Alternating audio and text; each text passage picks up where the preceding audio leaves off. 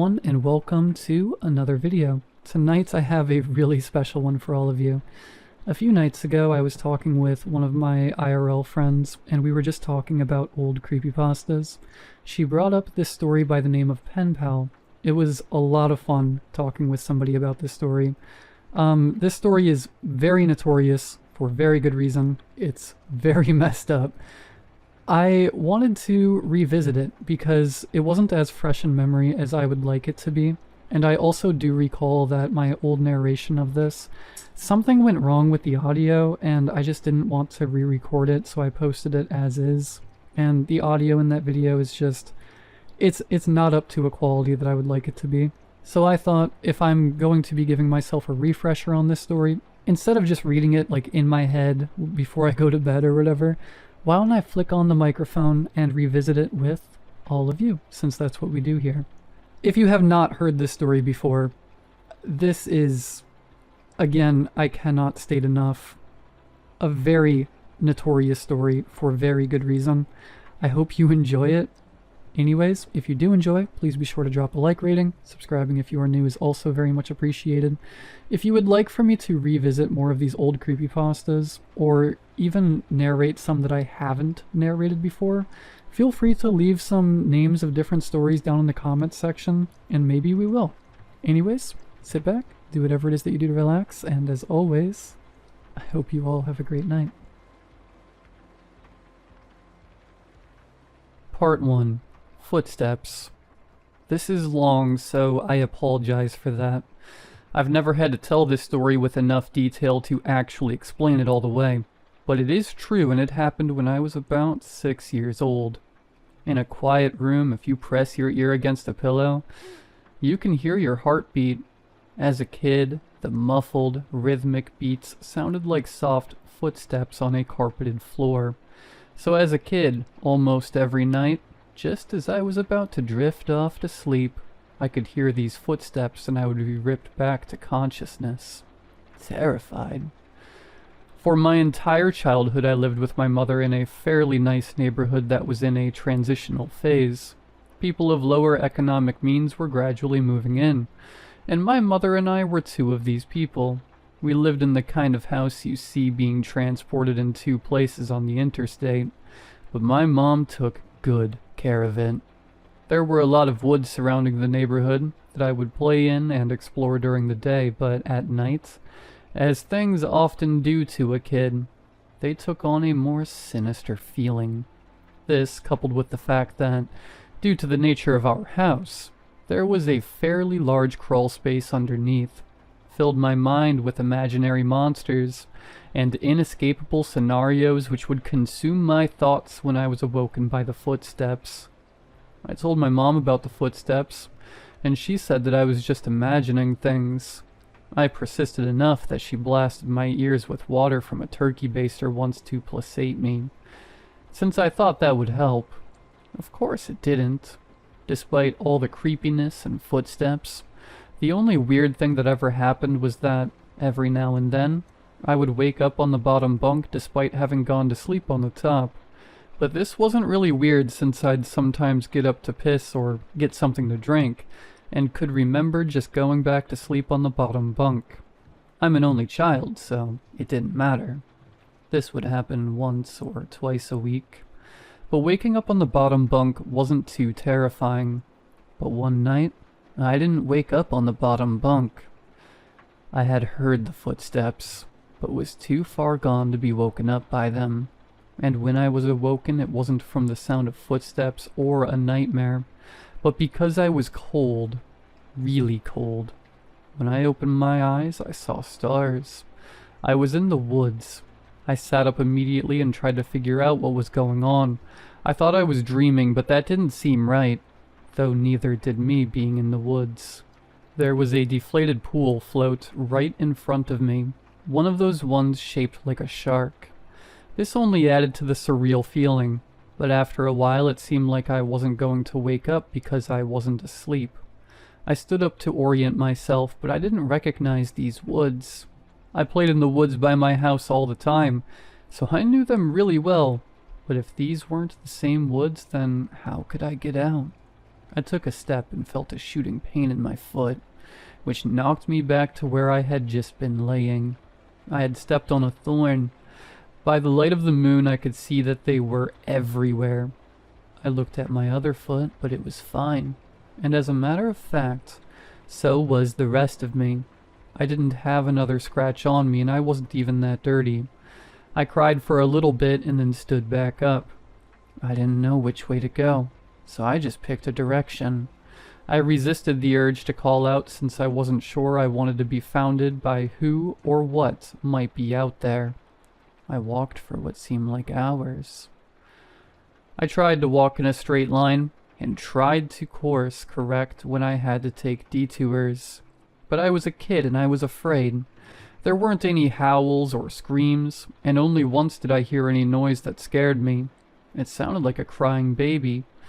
I think now that it was just a cat, but I panicked.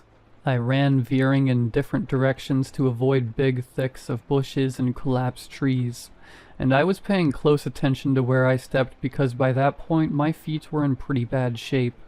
I paid too much attention to where I was stepping, and not enough to where those steps were leading because not long after hearing the cry, I saw something that filled me with a kind of despair I haven't experienced since. It was the pool float. I was only 10 feet from where I had woken up. This wasn't magic or some supernatural space bending. I was lost. Up until that moment, I thought more about getting out of the woods than how I got in. But being back at the beginning caused my mind to swim. I wasn't even sure that these were my woods. I had only been hoping that they were. Had I run in a huge circle around that spot? Or did I just get turned around and start making my way back? How was I going to get out? At the time, I thought the North Star was just the brightest star, and so I looked and found the brightest one and followed it. Eventually things started to look more familiar, and when I saw the ditch, a dirt ditch my friends and I would have dirt-clawed wars in, I knew I had made it out. By that point I was walking really slowly because my feet hurt so much, but I was so happy to be so close to home that I broke into a light jog. When I actually saw the roof of my house over a neighboring, lower-set house, I let out a light sob and ran faster. I just wanted to be home. I had already decided that I wouldn't say anything because I had no idea what I could possibly say. I would get back in the house somehow, clean up and get in bed. My heart sunk as I rounded the corner and my house came fully into view. Every light in the house was on. I knew my mom was up, and I knew I would have to explain, or try to explain where I had been, and I couldn't even figure out where to start. My run became a jog, which became a walk. I saw her silhouette through the blinds, and although I was worried about how to explain things to her, that didn't matter to me at that point. I walked up the couple of steps to the porch and put my hand on the doorknob and turned. Right before I pushed it open, 2 arms wrapped around me and pulled me back. I screamed as loud as I could. "Mom, help me! Please, Mom!" The feeling of being so close to being safe, and then being physically pulled away from it, filled me with a kind of dread that is, even after all of these years, indescribable. The door I had been torn away from opened, and a flash of hope shot through my heart, but it wasn't my mom. It was a man, and he was enormous. I thrashed around and kicked at the shins of the person holding me, while also trying to get away from the person who had just come out of my house. I was scared, but I was furious. Let me go. Where is she? Where's my mom? What did you do to her? As my throat stung from screaming and I was drawing in another breath, I became aware of a sound that had been present for longer than I had perceived it. "Honey, please calm down. I've got you." It sounded like my mom. The arms loosened and set me down, and as a man approaching me blocked out the porch light with his head, I noticed his clothes. He was a cop. I turned to face the voice behind me and saw that it really was my mom. Everything was okay. I began to cry, and the 3 of us went inside. "I'm so glad you're home, sweetie. I was worried I'd never see you again." By that point, she was crying too. I'm sorry. I don't know what happened. I just wanted to come home. I'm sorry. It's okay. Just don't do that ever again. I'm not sure me or my shins could take it. A little laughter broke through my sobs and I smiled a bit. Well, I'm sorry for kicking you, but why'd you have to grab me like that? I was just afraid that you'd run away again. I was confused. What do you mean? We found your note on your pillow, she said, and pointed at the piece of paper that the police officer was sliding across the table. I picked up the note and read it. It was a running away letter. It said that I was unhappy and never wanted to see her or any of my friends again. The police officer exchanged a few words with my mom on the porch while I stared at the letter. I didn't remember writing a letter. I didn't remember anything about any of this. But even if I sometimes went to the bathroom at night and didn't remember, or even if I could have gone into the woods on my own, even if all that could have been true, the only thing I knew at that point was, this isn't how you spell my name. I didn't write this letter. Part 2. Balloons. A couple days ago I posted a story called Footsteps here on No Sleep. There were a number of questions that made me curious about certain details about my childhood, and so I spoke with my mother. Exacerbated by my questions, she said, "Why don't you just tell them about the goddamn balloons if they're so interested?" As soon as she said that, I remembered so much about my childhood that I had forgotten. This story will provide some greater context for the previous story, which I think you should read first.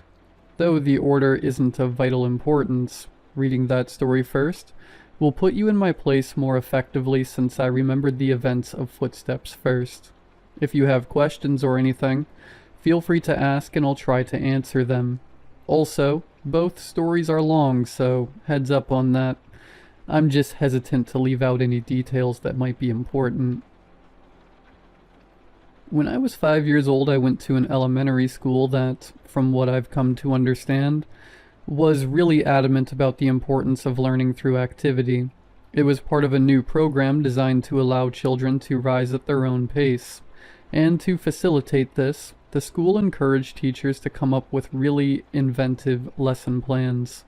Each teacher was given the latitude to create his or her own themes which would run for the duration of the grade, and all the lessons in math, reading, etc.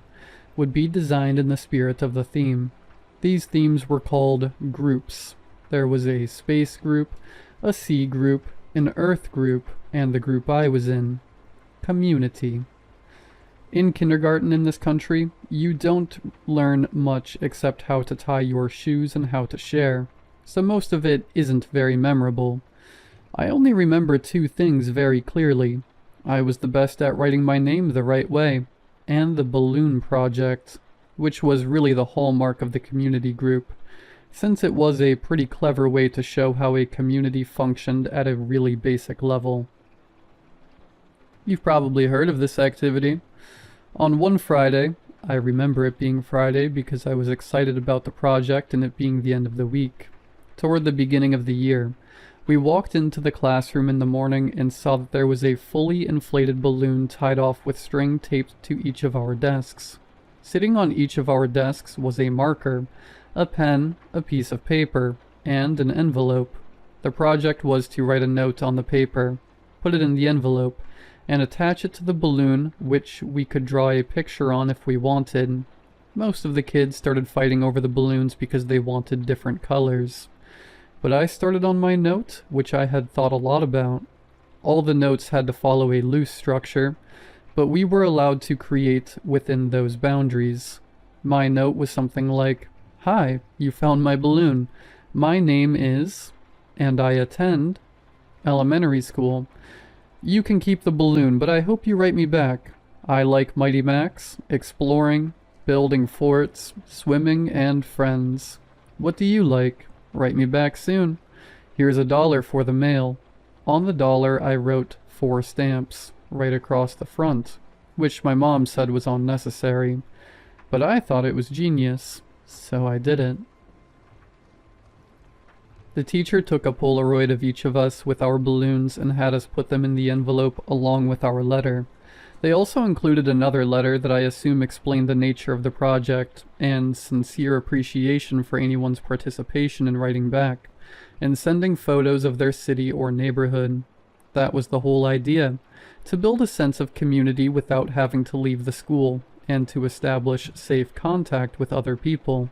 It seemed like such a fun idea. Over the next couple weeks, the letters started to roll in.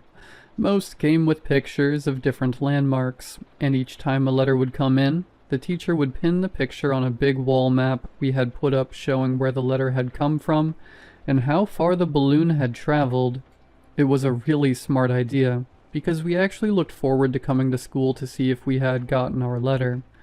For the duration of the year, we had one day a week where we could write back to our pen pal or another student's pen pal in case our letter hadn't come in yet. Mine was one of the last to arrive. When I came into the classroom, I looked at my desk and once again didn't see any letter waiting for me. But as I sat down, the teacher approached me and handed me an envelope.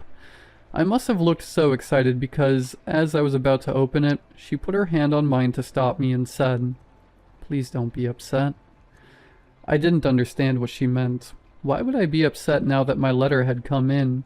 Initially, I was mystified that she would even know what was in the envelope, but now I realized that of course the teachers had screened the contents to make sure there was nothing obscene. But all the same, how could I be disappointed? When I opened the envelope, I understood. There was no letter. The only thing in the envelope was a Polaroid, but I couldn't really make out what it was. It looked like a patch of desert, but it was too blurry to decipher. It appeared as if the camera had been moved while the picture was being taken. There was no return address, so I couldn't even write back if I wanted to. I was crushed. The school year pressed on, and the letters had stopped coming in for nearly all of the other students. After all, you can only continue a written correspondence with a kindergartner for so long. Everyone, including myself, had lost interest in the letters almost completely. Then I got another envelope. My excitement was rejuvenated, and I reveled in the fact that I was still getting a letter when most of the other pen pals had abandoned their involvement. It made sense that I received another delivery. There had been nothing but a blurry picture in the first one, so this was probably to make up for that. But again, there was no letter at all. Just another picture. This one was more distinguishable, but I still didn't understand it. The photograph was angled way up, catching the corner of a building, and the rest of the image was distorted by a lens flare from the sun. Because the balloons didn't travel very far, and because they were all launched on the same day, the board became a bit cluttered, and so the policy for the students still exchanging letters became that they could take the photographs home. My best friend Josh had the second highest number of pictures taken home by the end of the year. His pen pal was really cooperative, and sent him pictures from all around the neighboring city. Josh took home, I think, 4 pictures. I took home nearly 50. The envelopes were all opened by the teacher, but after a while I stopped even looking at the pictures. However, I saved them in one of my drawers that housed my collection of rocks, baseball cards, comic book cards, Marvel metal cards for those who might remember, and little miniature baseball batting helmets that I'd get out of a vending machine at Winn-Dixie after t-ball games. With the school year over, my attention turned to other things. My mom had gotten me a small snow cone machine for Christmas that year, and Josh had really coveted it. So much so that his parents bought him a slightly nicer one for his birthday, which was toward the end of the school year. That summer we had the idea that we would set up a snow cone stand to make money. We thought we'd make a fortune selling snow cones at $1. Josh lived in a different neighborhood, but we eventually decided that my neighborhood would be better because there were a lot of people who cared for their lawns. The yards in my neighborhood were slightly bigger. We did this for 5 weekends in a row until my mom told us that we had to stop. And I've only recently come to understand why she did that. On the 5th weekend, Josh and I were counting our money. Because we both had a machine, we each had a separate stack of money that we put together into one stack, and we then split it evenly. We had made a total of $16 that day, and as Josh paid out my fifth dollar, a feeling of profound surprise consumed me. The dollar said, 4 stamps. Josh noticed my shock and asked if he had miscounted. I told him about the dollar and he said, "That's so cool, man." As I thought about it, I came to agree. The idea that the dollar had made it right back to me after changing so many hands floored me. I rushed inside to tell my mom, but my excitement coupled with her being distracted by a phone call made my story incomprehensible, and she responded simply by saying, "Oh wow, that's neat." Frustrated, I ran back outside and told Josh I had something to show him. Back in my room, I opened the drawer and took out the stack of envelopes and showed him some of the pictures. I started with the first picture, and we went through about 10 before Josh lost interest and asked if I wanted to go play in the ditch. A dirt ditch down the street from my house, before his mom came to pick him up, so that's what we did. We had a dirt war for a while, but it was interrupted several times by rustling in the woods around us.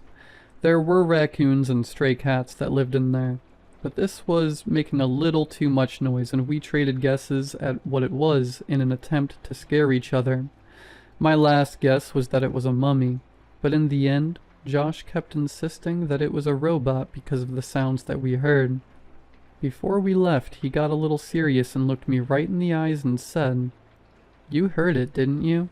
It sounded like a robot. You heard it too, right?"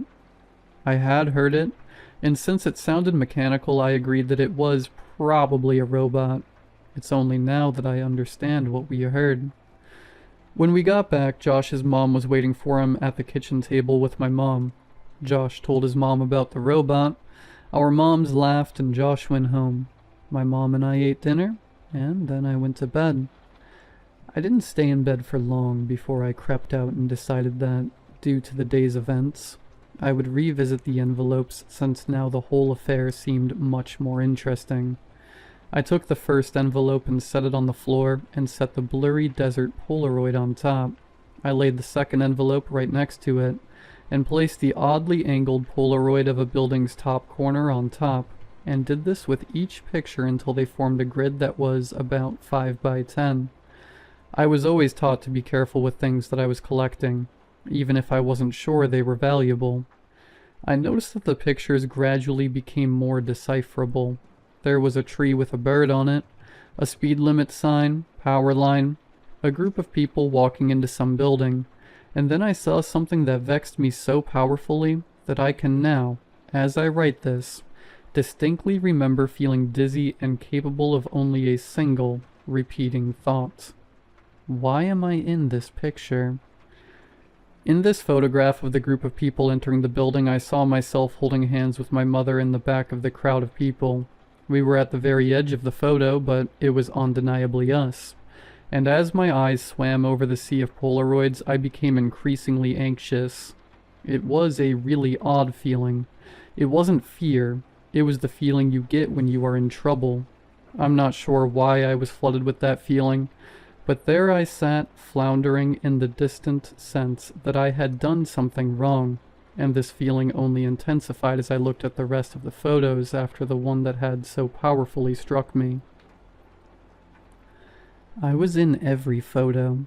None of them were close shots, none of them were only of me, but I was in every single one of them, off to the side, in the back, bottom of the frame. Some of them only had the tiniest parts of my face captured at the very edge of the photo, but nevertheless, I was there. I was always there. I didn't know what to do.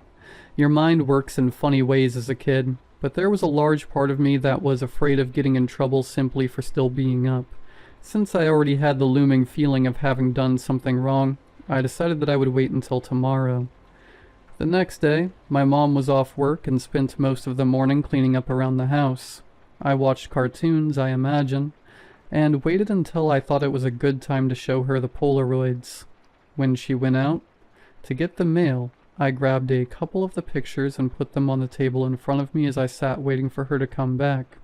When she returned, she was already opening the mail and threw some junk mail into the trash can, and I said, "Mom, can you come here for a second? I have these pictures." "Just give me a minute, honey. I need to mark these on the calendar." After a minute or two, she came and stood behind me and asked me what I needed. I could hear her shuffling with the mail behind me, just as I looked at the Polaroids and told her about them. As I explained more and pointed to the pictures, her frequent uh-huhs and okays decreased, and she was suddenly completely quiet, and only making a little noise with the mail. The next noise I heard from her sounded as if she was trying to catch her breath in a room that had no air left in it. At last her struggling gasps were conquered, and she simply dropped the remaining mail on the table and ran to the kitchen to get the phone. "Mom, I'm sorry. I didn't know about these. Don't be mad at me."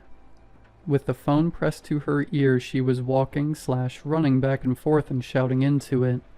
I nervously fiddled with the mail sitting next to my Polaroids. The top envelope had something sticking out of it that I thoughtlessly and anxiously pulled on until it came out. It was another Polaroid. Confused, I thought that somehow one of my Polaroids had slipped into the stack when she threw the mail down. But when I turned it over and looked at it, I realized that I had not seen this one before. To my dismay, it was me, but this one was a much closer shot. I was surrounded by trees and was smiling, but it wasn't just me. I noticed. Josh was there too. This was us from yesterday. I started yelling for my mom, who was still screaming into the phone. I repeatedly yelled for her until she finally responded with, "What?" And I could only think to ask, "Who are you calling?" "I'm talking to the police, honey." "But why?" "I'm sorry. I didn't mean to do anything." She answered me with a response that I never understood until I was forced to revisit these events from the earliest years of my life. She grabbed the envelope off the table, and the picture of Josh and I spun and slid. Landing next to the other Polaroids in front of me, she held the envelope up to my eyes, but I could only look at her and watch all the color begin draining out of her face. With tears welling up in her eyes, she said that she had to call the police because there was no postmark. Part 3. Boxes. If you haven't read Footsteps or Balloons, please do so before reading what's below so you'll understand. For those of you who have read my other stories and asked if there was more and received cryptic answers from me, I want to apologize for being dishonest. I said several times in the comments that nothing really happened after Footsteps, but that wasn't true. The events of the following story weren't locked away in the recesses of my mind. I've always remembered them. It wasn't until I remembered balloons and spoke with my mother about the following events that I realized how intertwined this story was with everything else. But I originally hadn't really planned on sharing this anyway. My desire to withhold this memory was due mostly to the fact that I don't think I showed good judgment in it. I also wanted consent from another person to tell it, so as to not misinterpret what transpired. I didn't expect there to be a lot of interest in my other stories, so I never really thought I'd get pressed for more details, and I would have been happy to keep this to myself for the rest of my life. I haven't been able to reach the other party, but I would feel disingenuous withholding this story from those who wanted more information, now that I've spoken with my mother, and another connecting line has been drawn. What follows is as accurate a recollection as I could manage. I apologize for the length. I spent the summer before my first year of elementary school learning how to climb trees. There was one particular pine tree right outside my house that seemed almost designed for me. It had branches that were so low I could easily grab them without a boost, and for the first couple days after I first learned how to pull myself up, I would just sit on the lowest branch, dangling my feet. The tree was outside our back fence, and was easily visible from the kitchen window, which was just above the sink. Before too long, my mother and I developed a routine where I would go play on the tree when she washed the dishes because she could easily see me while she did other things. As the summer passed, my abilities grew, and before too long I was climbing fairly high. As the tree got taller, its branches not only got thinner but more widely spaced. I eventually reached a point where I couldn't actually climb any higher, and so the game had to change. I began to concentrate on speed, and in the end, I could reach my highest branch in 25 seconds. I got too confident, and one afternoon I tried to step from a branch before I had firmly grasped the next one. I fell about 20 feet, and broke my arm really bad in 2 places. My mom was running toward me, yelling, and I remembered her sounding like she was underwater. I don't remember what she said, but I do remember being surprised by just how white my bone was. I was going to start kindergarten with a cast, and wouldn't even have any friends to sign it. My mom must have felt terrible because the day before I started school, she brought home a kitten. He was just a baby and was striped with tan and white. As soon as she put him down, he crawled into an empty case of soda that was sitting on the floor. I named him Boxes. Boxes was only an outside cat when he escaped. My mom had him declawed so he wouldn't destroy the furniture, so as a result we did our best to keep him inside. He'd get out every now and then, and we'd find him somewhere in the backyard chasing some kind of bug or lizard, though he could hardly ever catch one because he had no front claws. He was pretty evasive, but we'd always catch him and carry him back inside. He'd scramble to look back over my shoulder. I told my mom that it was because he was planning his strategy for next time. Once inside, we'd give him some tuna fish, and he came to learn what the sound of the can opener might signal. He'd come running whenever he heard it. The conditioning came in handy later because toward the end of our time in that house, Boxes would get out much more often, and would run under the house into the crawl space where neither of us wanted to follow because it was cramped, and probably crawling with bugs and rodents. Ingeniously, my mom thought to hook the can opener to an extension cord out back and run it right outside the hole that Boxes had gone through. Eventually, he would emerge with his loud meows, looking excited by the sound and then horrified at how we could run such a cruel ruse on him. A can opener with no tuna made no sense to Boxes. The last time he escaped to under the house was actually our last day in it. My mom had put the house on the market, and we had begun packing our things. We didn't have much, and we stretched the packing out a while, though I had already packed up all my clothes at my mom's request. My mom could tell I was really sad about moving, and wanted the transition to be smooth for me, and I guess she thought that having my clothes in the box would reinforce the idea that we were moving, but things wouldn't change that much. When Boxes got out, as we were loading some things into the moving van, my mom cursed because she had already packed the can opener and wasn't sure where it was. I pretended to go look for it so I wouldn't have to go under the house, and my mom, probably completely aware of my little scam, moved one of the panels and crawled in. She came out with Boxes pretty quickly and seemed pretty unnerved, which made me feel even better about getting out of it. My mom made some phone calls while I packed a little more, and then she came into my room and told me that she had spoken to the realtor, and we were going to start moving into the house that day. She said it like it was excellent news, but I had thought we had more time in the house. She originally said that we weren't moving until the end of next week, and it was only Tuesday. What's more, we weren't completely finished packing. But my mom said sometimes it was just easier to replace things than pack them and haul them all over the city. I didn't even get to grab the rest of my boxed clothes. I asked if I could call Josh to say bye, but she said that we could just call him from our new house. We left in the moving van.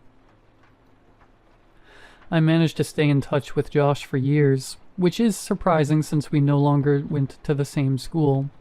Our parents weren't close friends, but they knew that we were and so they would accommodate our desire to see one another by driving us back and forth for sleepovers, sometimes every weekend. For Christmas one year, our parents even pooled their money and got us some really nice walkie-talkies that were advertised to work across a range that extended past the distance between our houses. They also had batteries that could last for days if the walkie-talkie was on but not used.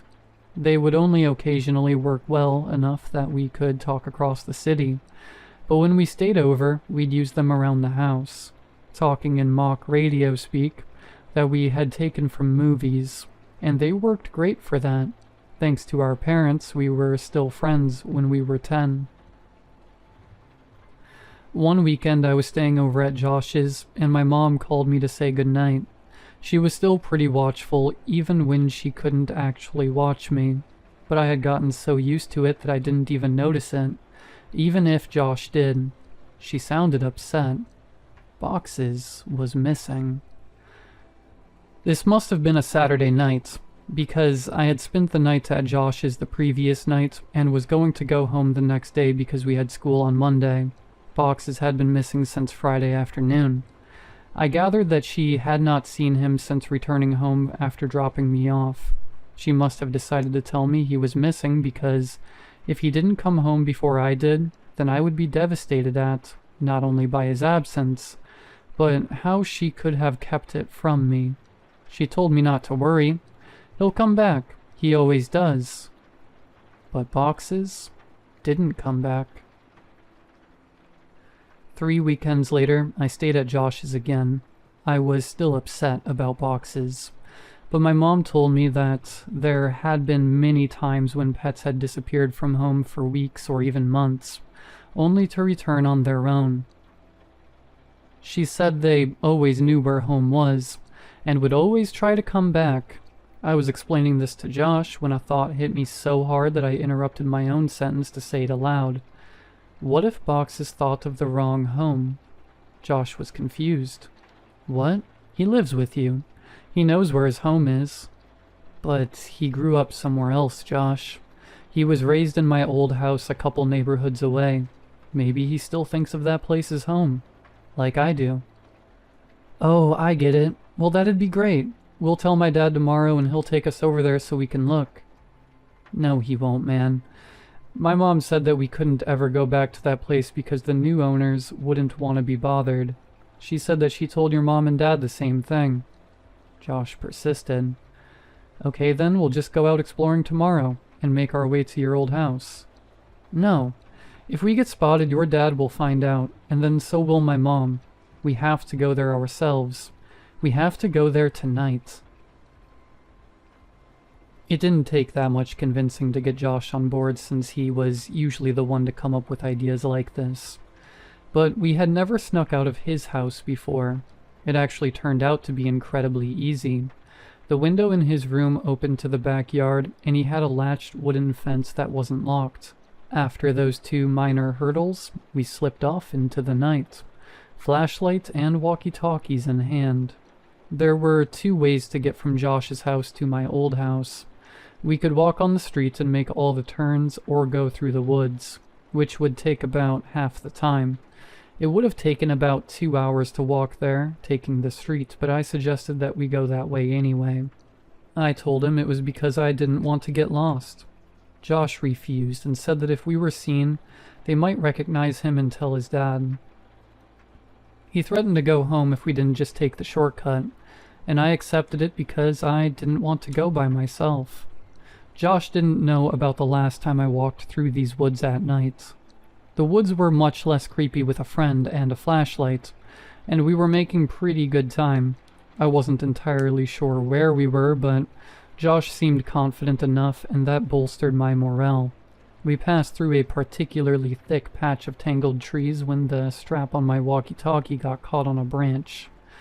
Josh had the flashlight, and so I was struggling to get the walkie-talkie when I heard Josh say, "Hey man, wanna go for a swim?"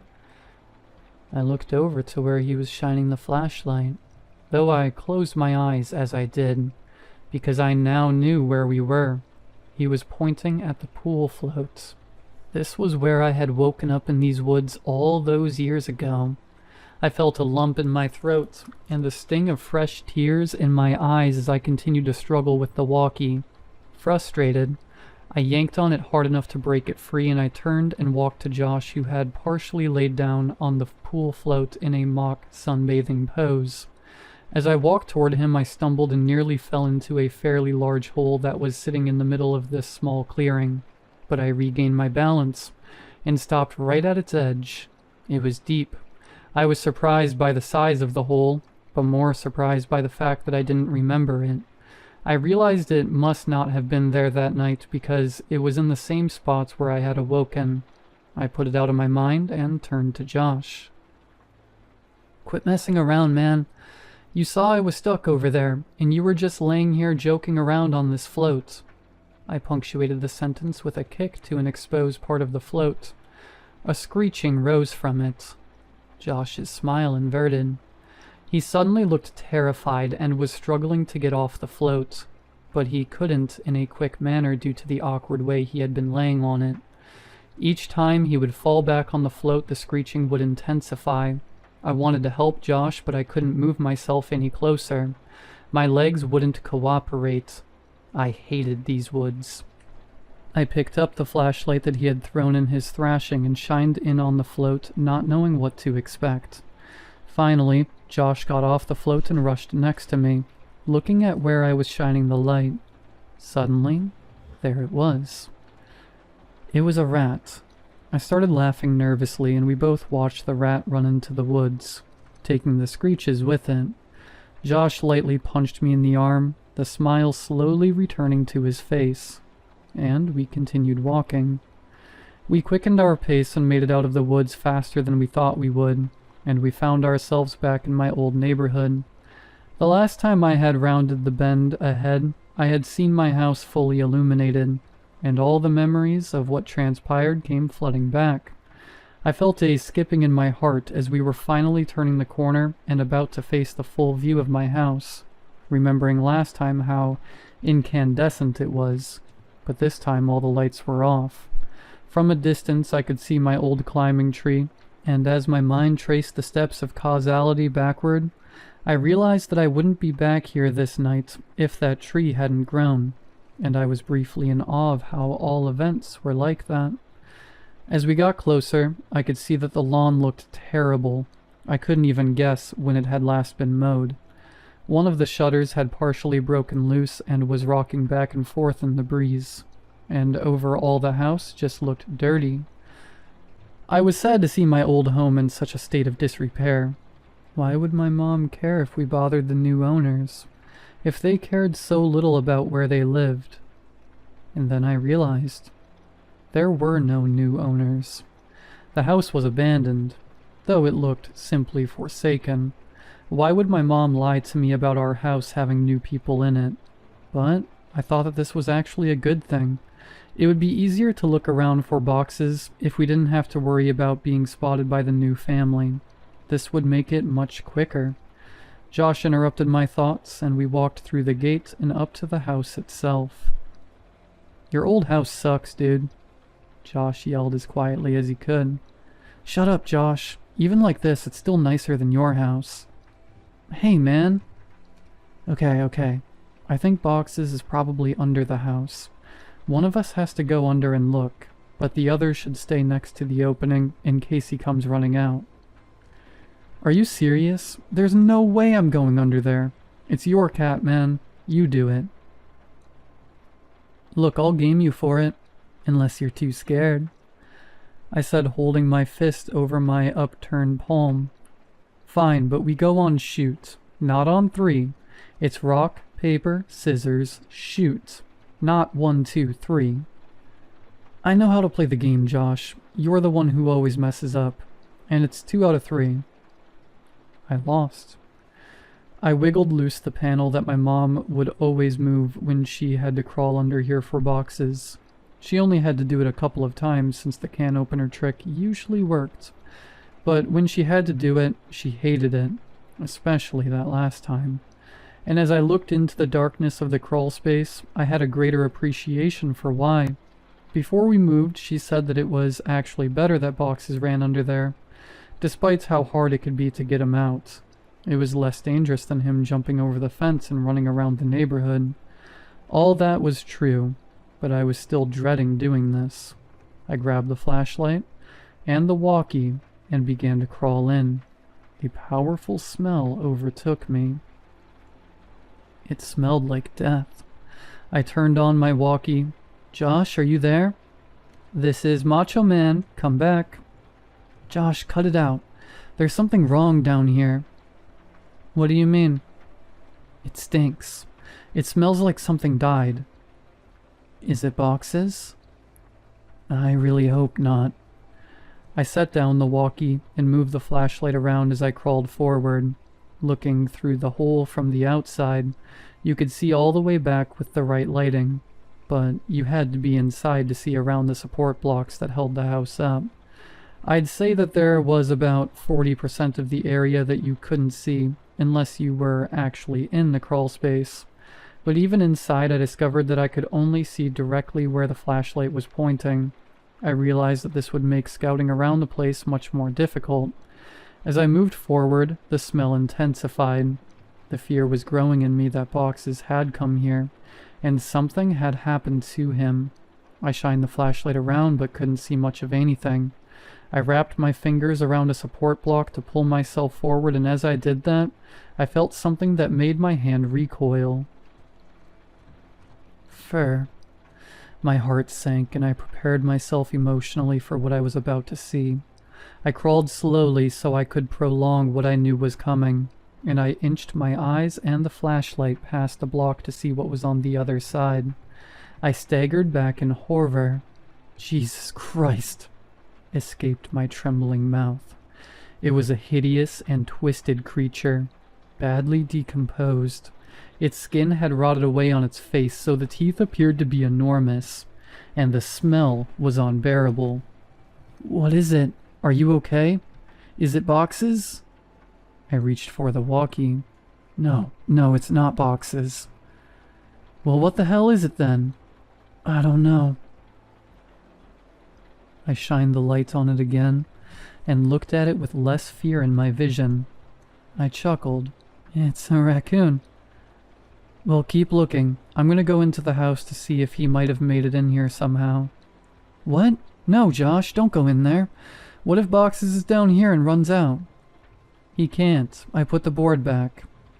I looked and saw that he was telling the truth. Why'd you do that?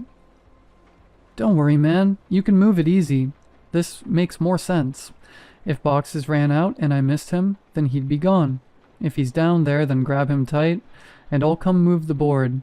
And if he's not, then you come move it yourself while I look in the house. Some of his points were good, and I doubted he'd be able to get in anyway. Okay, but be careful and don't touch anything. There's a box of my old clothes still in boxes in my room. You can look in there to see if he crawled in one. And make sure to bring your walkie. Roger that, good buddy. I realized that it would be pitch black in there. The power would have been turned off since no one was paying the bill. With any luck, he'd be able to see from the streetlights that might cast some light inside. Otherwise, I'm not sure what he'd do. Before too long, I heard footsteps right over my head and felt old dirt raining down on me. Josh, is that you? Breaker, breaker. This is Macho Man coming back for the Big Tango Foxtrot. The Eagle has landed. What's your 20, Princess Jasmine? Over. Asshole. Macho Man, my 20 is in your bathroom looking at your stash of magazines. Looks like you've got a thing for dudes' butts. What's the report on that? Over. I could hear him laughing without the walkie, and I started laughing too. I heard the footsteps fade away a little as he was on his way to my room. Man, it's dark in here. Hey, are you sure you had boxes of clothes in here? I don't see any. Yeah, there should be a couple boxes in front of the closet. There aren't any boxes in here. Let me check to see if you maybe put the boxes in the closet before you left. I started thinking that maybe Mom had come back and gotten the clothes, and just given them away because I had outgrown a lot of them. but I remembered leaving the boxes there. I didn't even have time to close the last one up before we left. While I was waiting for Josh to tell me what he found, I kicked out my leg, which had started falling asleep because of the position I was in, and it hit something. I looked back and saw something really strange. It was a blanket, and all around it there were bowls. I crawled a little closer to it. The blanket smelled moldy, and most of the bowls were empty, but one had something that I recognized still in it. Cat food. It was a different kind than we gave to boxes, but I suddenly understood. My mom had set up a little place for boxes to encourage him to come here, instead of running around the neighborhood. That made a lot of sense. And it seemed even more likely that boxes would have come back to this place. That's so cool, Mom, I thought. I found your clothes. Oh, cool. Where were the boxes? Like I said, there are no boxes. Your clothes are in your closet. They're hanging up. I felt a chill. This was impossible. I had packed all my clothes, even though we weren't supposed to move for another 2 weeks when we left. I remember packing them and thinking that it was stupid for me to have to come get clothes out of the box and put them back in. I had packed them, but someone had hung them back up. Why, though? Josh needed to get out of there. That can't be right, Josh. They're supposed to be in boxes. Stop messing around and just come back outside. No joke, man. I'm looking at them. Maybe you just thought that you left them. Wow. You sure like to look at yourself, don't you? What? What do you mean? Your walls, man. Your walls are covered in Polaroids of yourself. There are hundreds of them. What, did you hire someone to... Silence. I checked my walkie to see if I had switched it off somehow. It was fine. I could hear footsteps but couldn't tell exactly where Josh was going. I waited for Josh to finish his sentence, thinking that his finger had just slipped off the button, but he didn't continue. He seemed to be stomping around the house now. I was just about to radio him when he came back. There's someone in the house. His voice was hushed and broken. I could hear he was on the verge of tears. I wanted to respond, but how loud was his walkie turned up? What if the other person heard it? I said nothing and just waited and listened. What I heard were footsteps. Heavy, dragging footsteps. And then a loud thud. Oh God, Josh. He had been found, I was sure of it. This person had found him and was hurting him. I broke out in tears. He was my only friend next to boxes. And then I realized, what if Josh told him I was under here? What could I possibly do?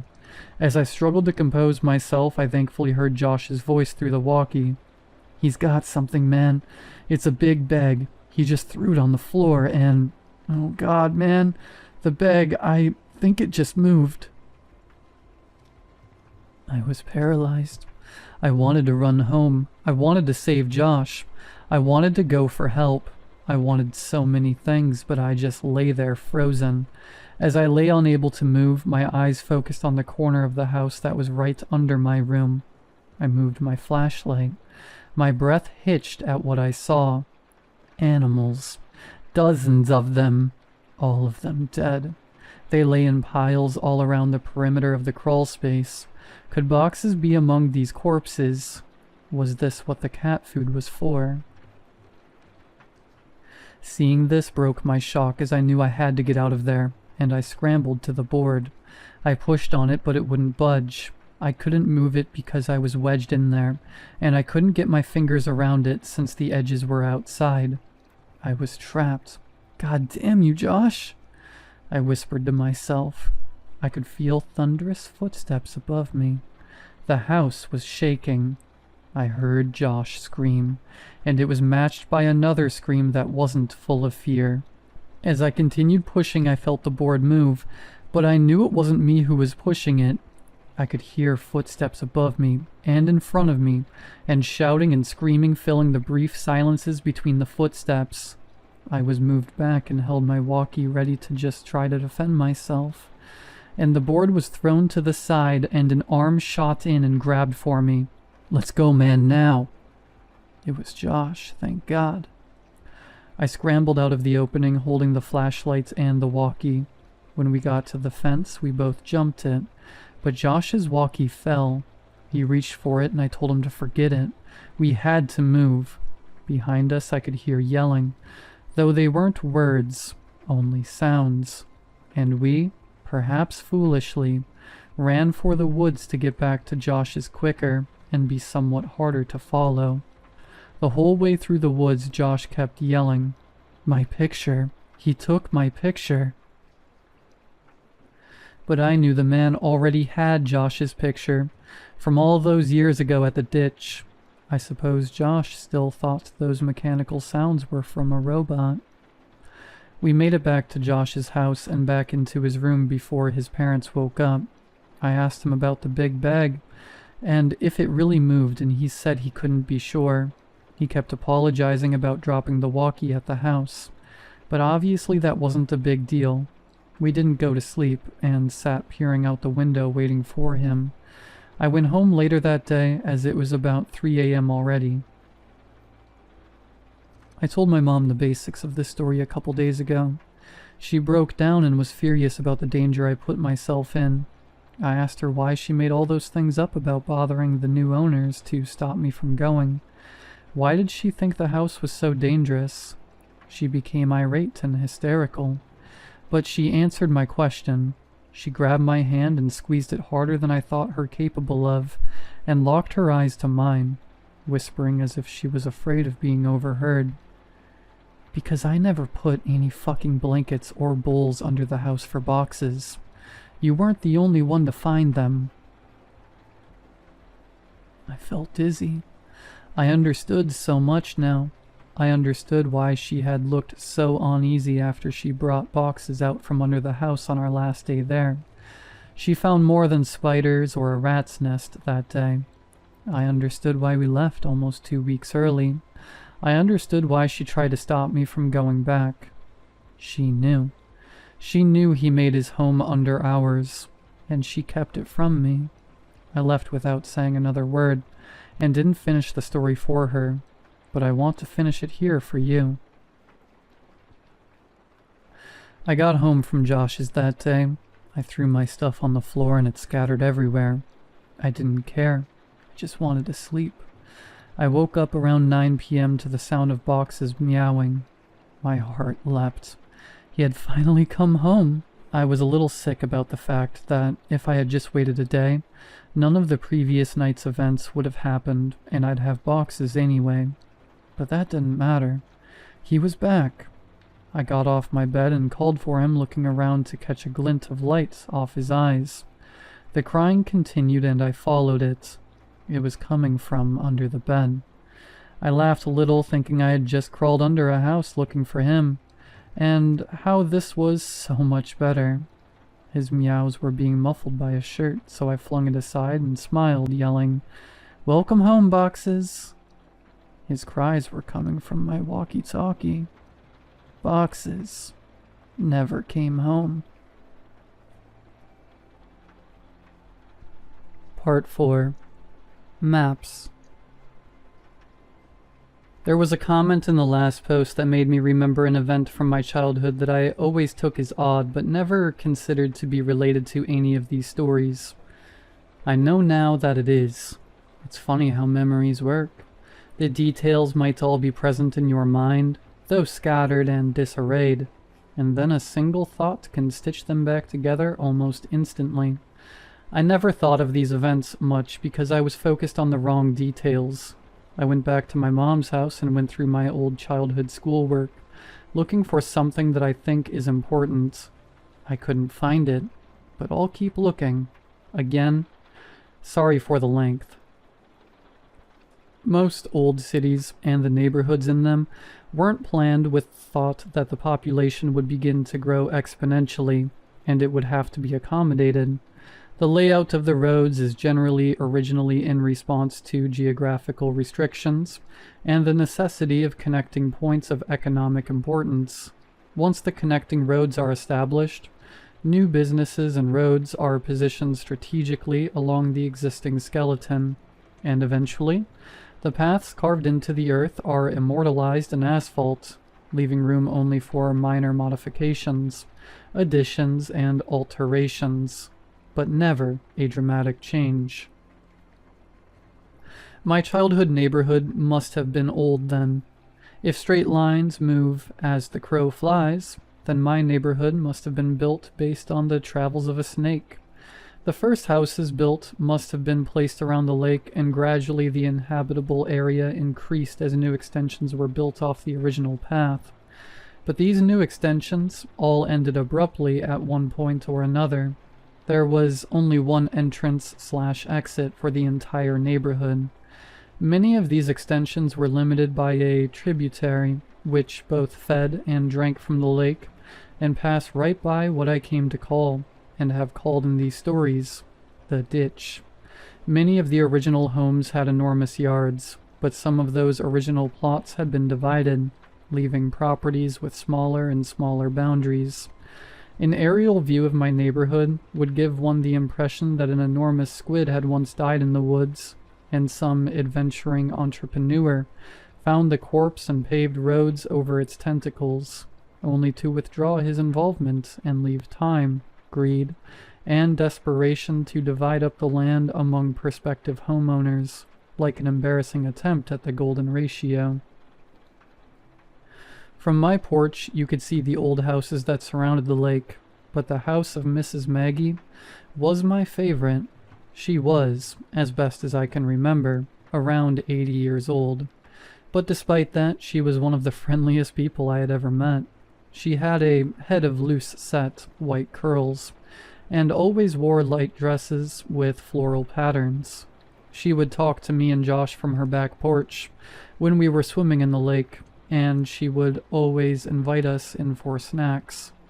She said that she was lonely because her husband Tom was always away on business, but Josh and I would always decline her invitation because, as nice as Mrs. Maggie was, there was still something a bit odd about her. Every now and then we would swim away, she would say, "Chris and John, you're welcome here any time," and we could hear her still yelling that when we were walking back into my house. Mrs. Maggie, like many of the older homeowners, had a sprinkler system that was on a timer, though at some point over the years her timer must have broken because the sprinklers would come on at various points during the day, and often even at night all year. Well, it never got cold enough to snow very much. Several times each winter, I would go outside in the morning to see Mrs. Maggie's yard transformed into a surreal, Arctic paradise by the frozen water. Every other yard stood sterilized and dry by the biting frosts of the winter's cold. But right there in the middle of the bleak reminder of the savagery of the season was an oasis of beautiful ice hanging like stalactites from every branch of every tree and every leaf of every bush. As the sun rose, it reflected off, and each piece of ice splintered the sun into a rainbow that would only be viewed briefly before it blinded you. Even as a child, I was struck by how beautiful it was, and often Josh and I would go over there to walk on the iced grass and have sword fights with the icicles. I once asked my mom why she left it on like that. My mom seemed to search for the explanation before she said, "Well, sweetie, Mrs. Maggie is sick a lot, and sometimes when she gets really sick, she gets confused. That's why she messes up yours and Josh's names sometimes. She doesn't mean to, but sometimes she just can't remember. She lives in that big house all by herself, so it's okay if you talk to her when you swim in the lake, but when she invites you in, you should keep saying no. Be polite. Her feelings won't get hurt." "But she'll be less lonely when her husband comes home, though, right? How long will he be away on business? It seems like he's always away." My mom seemed to struggle, and I could see that she had become very upset. Finally, she answered, "Honey, Tom's not going to come home. Tom's in heaven. He died years and years ago. But Mrs. Maggie doesn't remember. She gets confused and forgets. But Tom's not ever coming home. If someone moved back in with her, she might even think it was Tom. But he's gone, sweetie. I would have only been around 5 or 6 when she told me that, and while I didn't understand it completely, I was still profoundly sad for Mrs. Maggie. I know now that Mrs. Maggie had Alzheimer's. She and her husband Tom had 2 sons, Chris and John. The 2 had worked out payment plans with the utility companies and paid for Mrs. Maggie's water and electricity, but they would never visit her. I don't know if something happened between them, or if it was the illness, or if they just lived too far away, but they never came around. I have no idea what they look like, but there were times when Mrs. Maggie must have thought Josh and I looked like they did when they were children, or maybe she saw that some part of her mind so desperately wanted her to see. Ignoring the images transmitted down her optic nerve, and just for a little while showing her what used to be, I realize only now how lonely she must have been. During the summer after kindergarten, before the events of balloons, Josh and I had taken to exploring the woods near my house, as well as the tributary of the lake. We knew that the woods between our houses were connected, and we thought it would be neat if the lake near my house was somehow connected to the creek around his. So we resolved ourselves to find out. We were going to make maps. The plan was to make 2 separate maps and then combine them. We would make one map exploring the area around the creek near his house, and make another following the outflow from the lake. Originally, we were going to make one map, but we realized that wasn't possible since I had started drawing the map of my area so huge that the route from his house wouldn't have been to scale. We kept the map from the lake at my house, and the map from the creek at his house, and we would add to each when we stayed the night with each other. For the first couple weeks it went really well. We would walk through the woods along the water, and pause every couple minutes to add to the map, and it seemed like the 2 maps would come together any day. We had no equipment needed for the job, not even a compass, but we tried to make do. We had the idea to impale the earth with a stick when we had reached the end of a venture, so that if we came upon the stick from the other direction the next weekend, we would know we had joined the maps. We might have been the world's worst cartographers.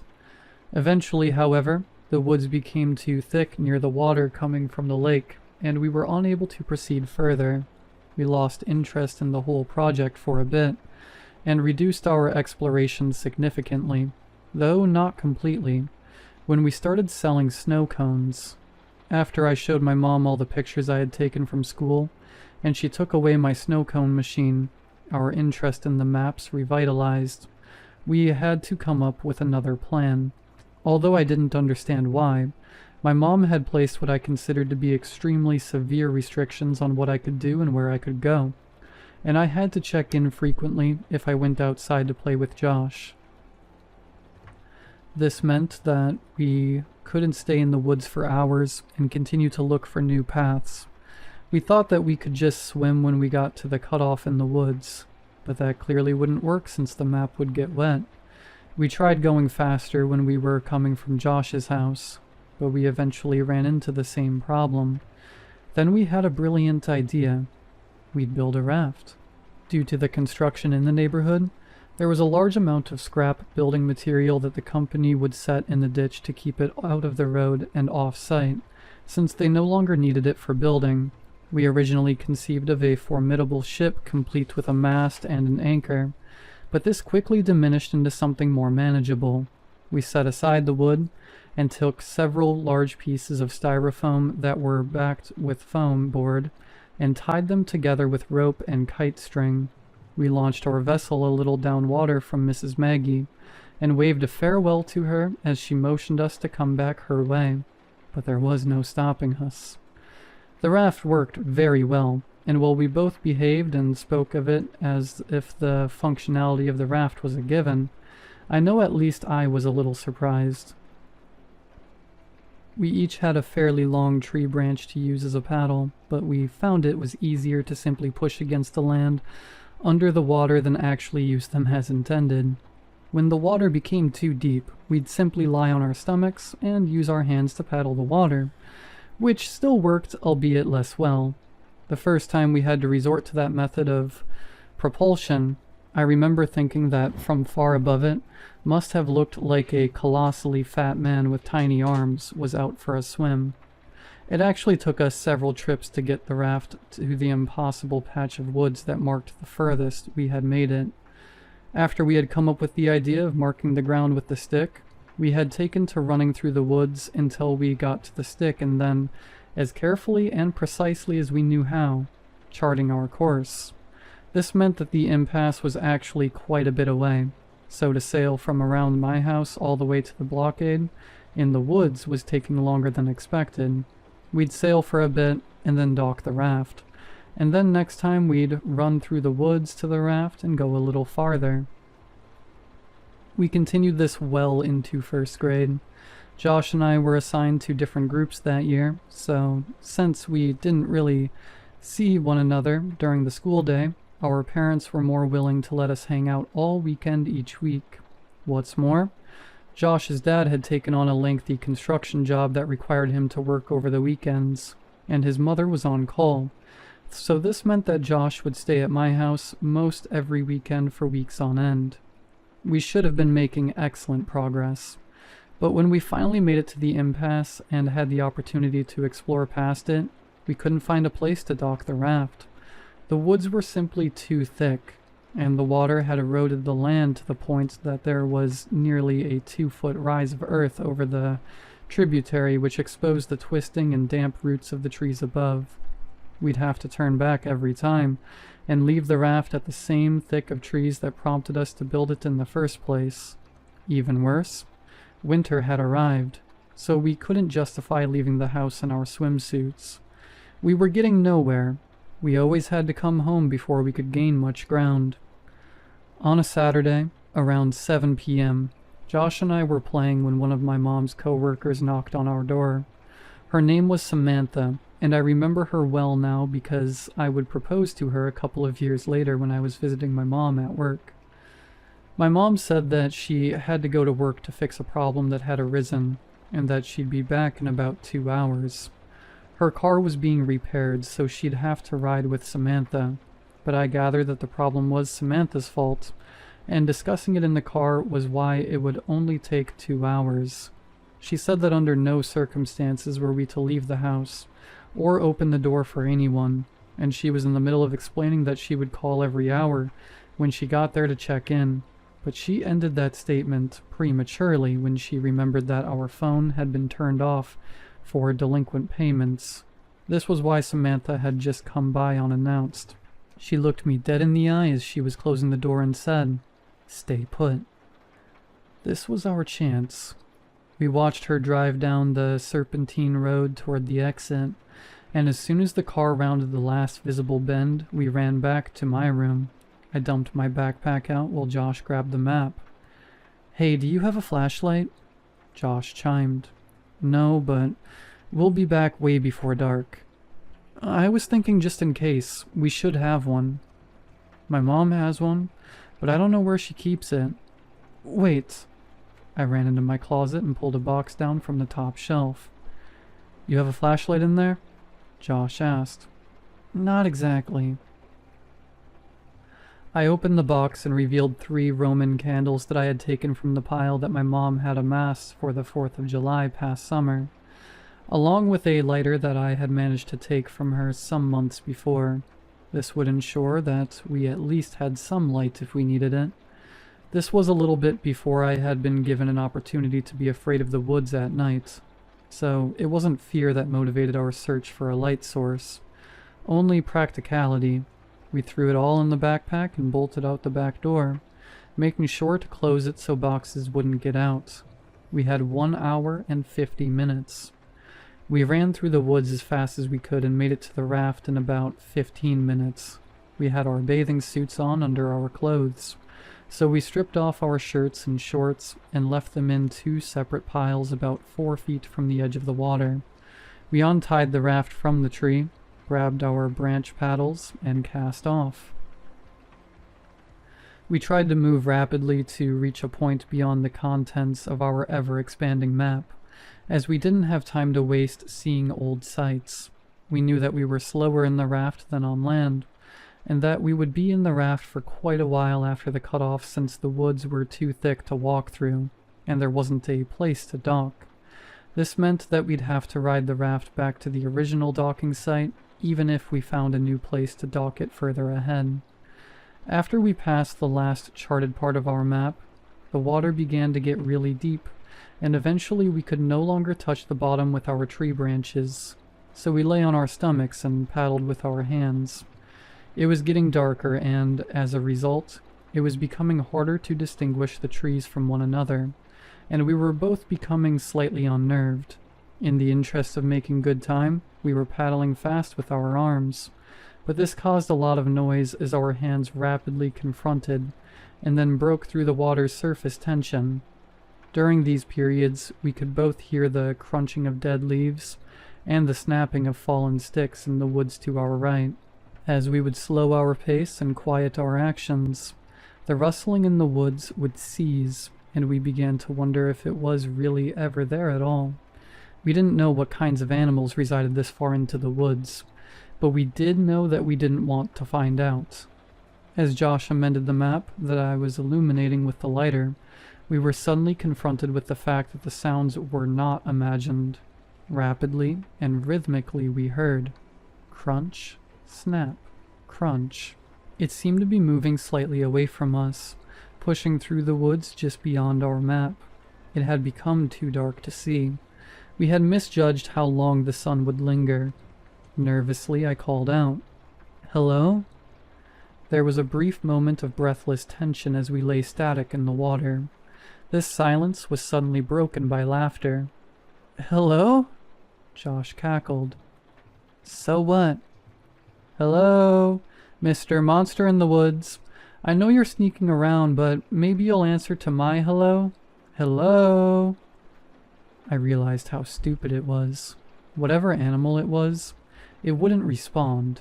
I hadn't even realized I'd said it until afterwards, but if anything was actually there, I obviously wouldn't get a reply. Josh continued, "Hello?" in a high falsetto. "Hello?" I countered with as deep a baritone as I could manage. "Hello there, mate." "Hello, beep boop." "Hello?" We continued mocking each other, and were in the process of turning the raft around to head back when we heard, "Hello." It was whispered and forced, as if it were powered by the last breath in a pair of deflating lungs, and it didn't sound sickly. It had come from the spot just off the map, which now sat behind us since we had turned the raft around. I slowly shifted on the raft and faced the direction of the sound as I fumbled with the Roman candle. I wanted to see. "What are you doing?" Josh hissed, but I had already lit it. As the sparkling fuse sunk into the wrapper, I held it toward the sky. I had never actually shot one of these myself, and thought to just use it like a flare in the movies. A glowing, green orb rocketed out toward the stars and then quickly extinguished. I lowered my arm more towards the horizon. I could remember that there were several colors, but I couldn't remember how many times one of these fired before being depleted. A second ball of red light burst out and fizzled above the trees, but I still saw nothing. "Let's just go, man," Josh pressed, as he turned to face the direction back home and began paddling desperately. "Just one more." Lowering my arm directly at the woods in front of me, another red ball of fire was launched from the tube. It traveled straight ahead until it collided with a tree, briefly exploding the light in a much greater diameter. Still nothing. I dropped the firework in the water and watched as one more struggling fireball burst free only to quickly die, suffocated by the water. As we began paddling in the direction toward my house, we heard a loud, unconcealed rustling in the woods. The breaking of branches and the trampling of fallen leaves overpowered the sound of our splashing. It was running. In our panic, we jostled the raft too violently, and I felt one of the ropes under my chest loosen. "Josh, be careful!" But it was too late. Our raft was breaking. Before too long, it had completely fallen apart. We each held on to a separate piece of styrofoam, but the pieces weren't big enough to keep us completely afloat, and our legs dangled beneath us in the winter water. "Josh, quick!" I yelled as I pointed at the water right next to him. He scrambled, but it was too cold to move quickly, and we both watched as the map floated away. "I'm cold, man." Josh shuddered, dejectedly. "Let's get out of the water." We approached the shore, but each time we attempted to pull ourselves up, we'd hear the frantic rustling thundering toward us from the woods just above. Eventually, we were too cold and weak to even try anymore. Steadily, we kicked our legs and found ourselves nearing the dock site. We toppled off the debris and tried to pull it on land, but Josh's piece slipped away and floated in the direction of the lake. We took off our swimsuits and were desperate to get into dry clothes to shield us from the biting chill of the air. I slid my shorts, but there was something wrong. I turned to Josh. "Where's my shirt, man?" He shrugged and suggested, "Maybe it got knocked into the water and floated into the lake." I told Josh to go back to my house, and to say that we were playing hide and seek if my mom was home. I had to try to find my shirt. I ran behind the house and peered out over the water and scouted along the shoreline.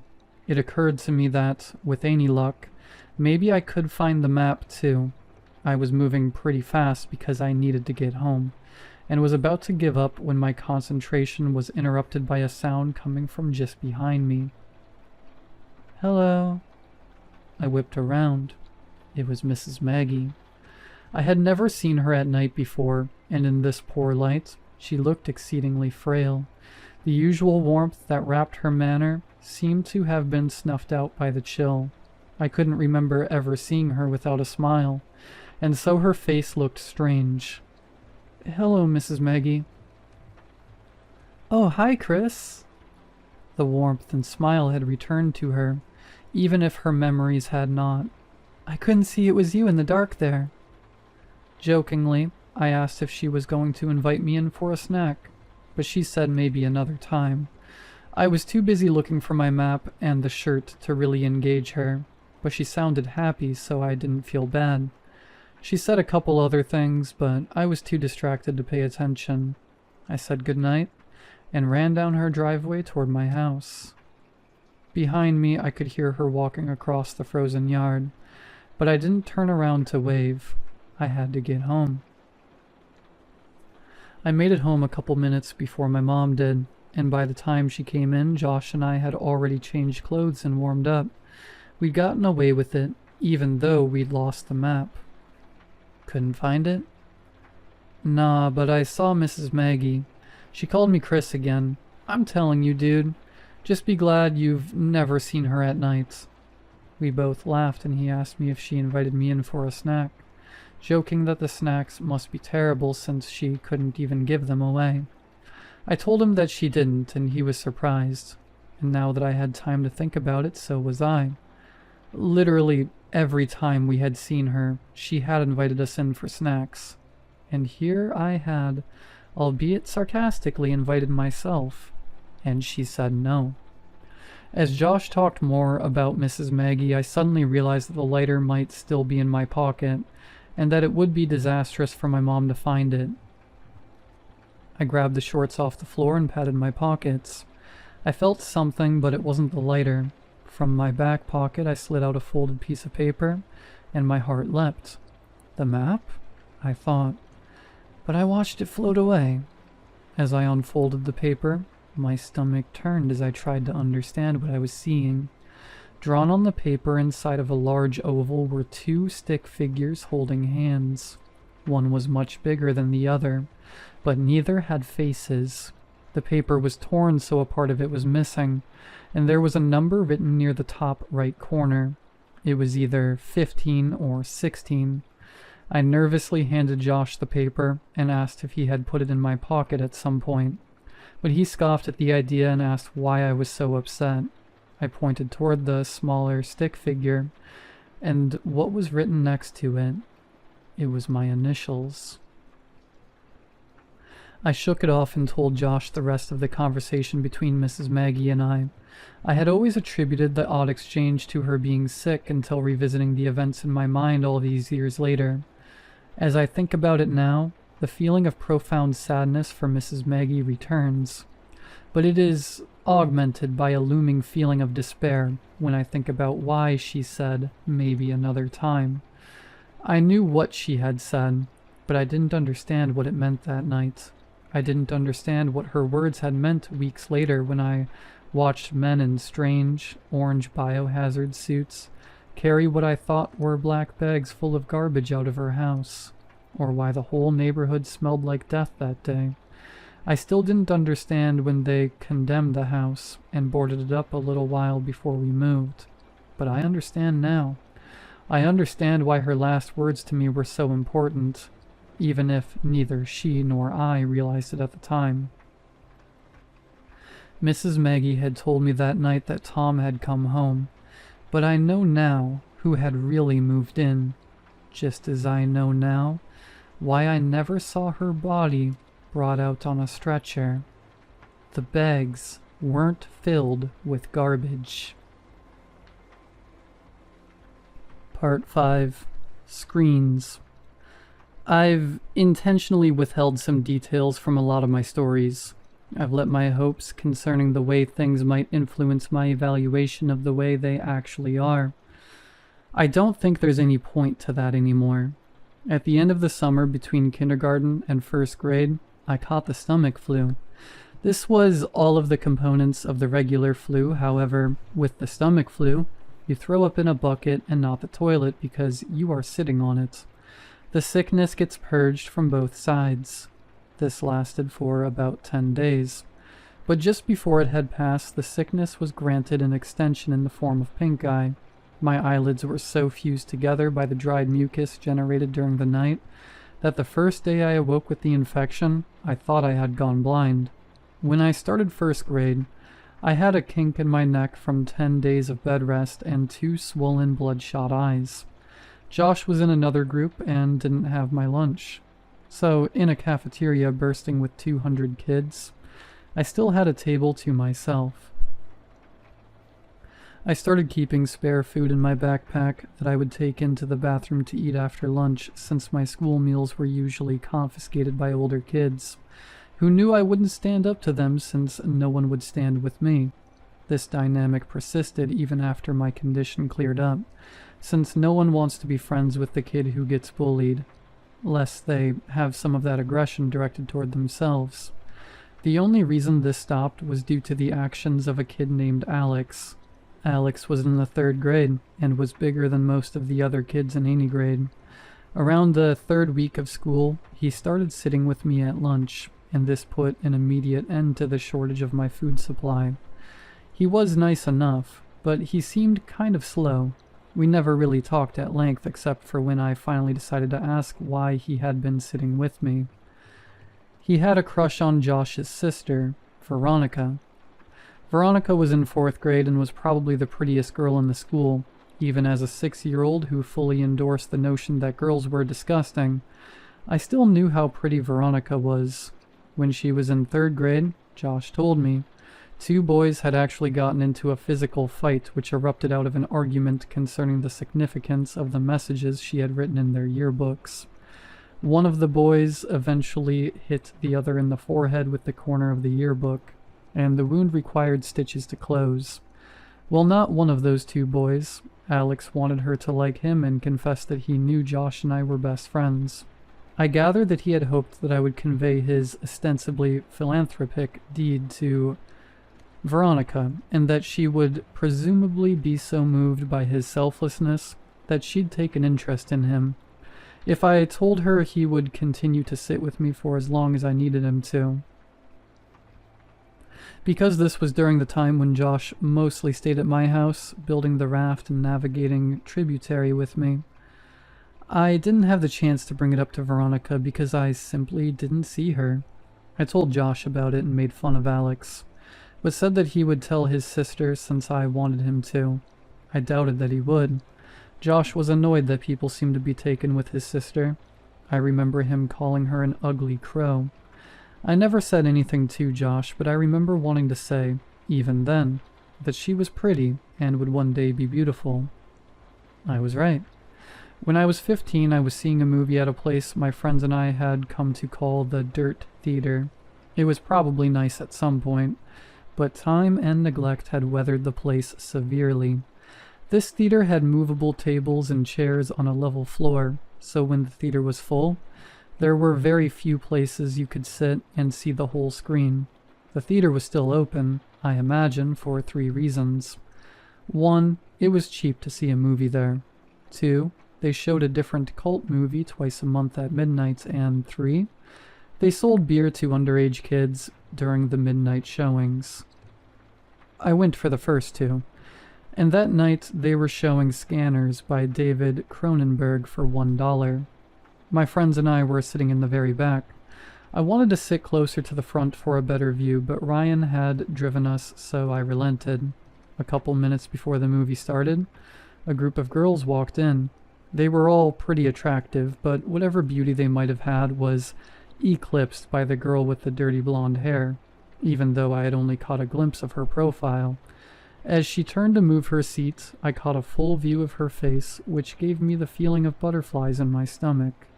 It was Veronica. I hadn't seen her in a long time. Josh and I saw progressively less of one another after we snuck out to my old house that night when we were 10. And usually when I'd visit him, she'd be out with friends. While everyone stared at the screen, I stared at Veronica, only looking away when the feeling that I was being a creep overcame me. But that feeling would quickly subside and my eyes would return to her. She really was beautiful, just like I had thought she'd be when I was a kid. When the credits started to roll, my friends got up and left. There was only one exit, and they didn't want to be trapped waiting for the crowd to clear. I lingered in hopes of catching Veronica's attention. As she and her friends walked by, I took a chance. "Hey, Veronica." She turned toward me, looking a little startled. "Yeah?" I got out of my seat and stepped a little into the light coming in through the open door. "It's me, Josh's old friend from way back. How have you been?" "Oh my god, hey, it's been so long." She motioned to her friends that she'd be out in a second. "Yeah, a few years at least. Not since the last time I stayed over with Josh. How is he, anyway?" "Oh, that's right. I remember all you guys' games. Do you still play Ninja Turtles with your friends?" She laughed a little and I blushed. "No, I'm not a kid anymore. Me and my friends play X-Men now." I was really hoping she'd laugh. She did. "You're cute. Do you come to these movies every time?" I was still reeling from what she said. Does she really think I'm cute? Did she just mean I was funny? Does she think I'm attractive? I suddenly realized that she had asked me a question, and my mind grasped for what it was. "Yeah," I said much too loudly. "Yeah, I try to anyway. What about you?" "I come every now and then.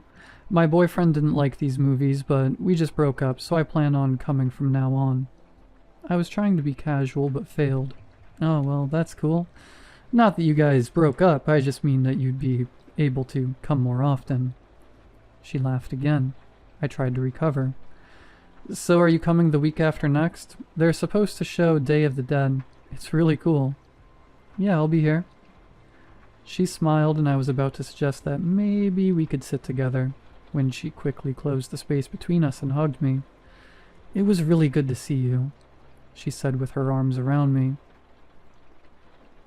I was trying to think of what to say when I realized the biggest problem was that I had forgotten how to talk. Luckily, Ryan, who I could hear approaching from the hallway, came in and spoke for me. "Dude, you know the movie's over, right? Let's get the fuck out of..." "Oh, yeah!" Veronica let go and said that she'd see me next time. She was played out of the room by the inappropriate music Ryan was making with his mouth. I was furious, but it dissipated as soon as I heard Veronica laughing in the lobby.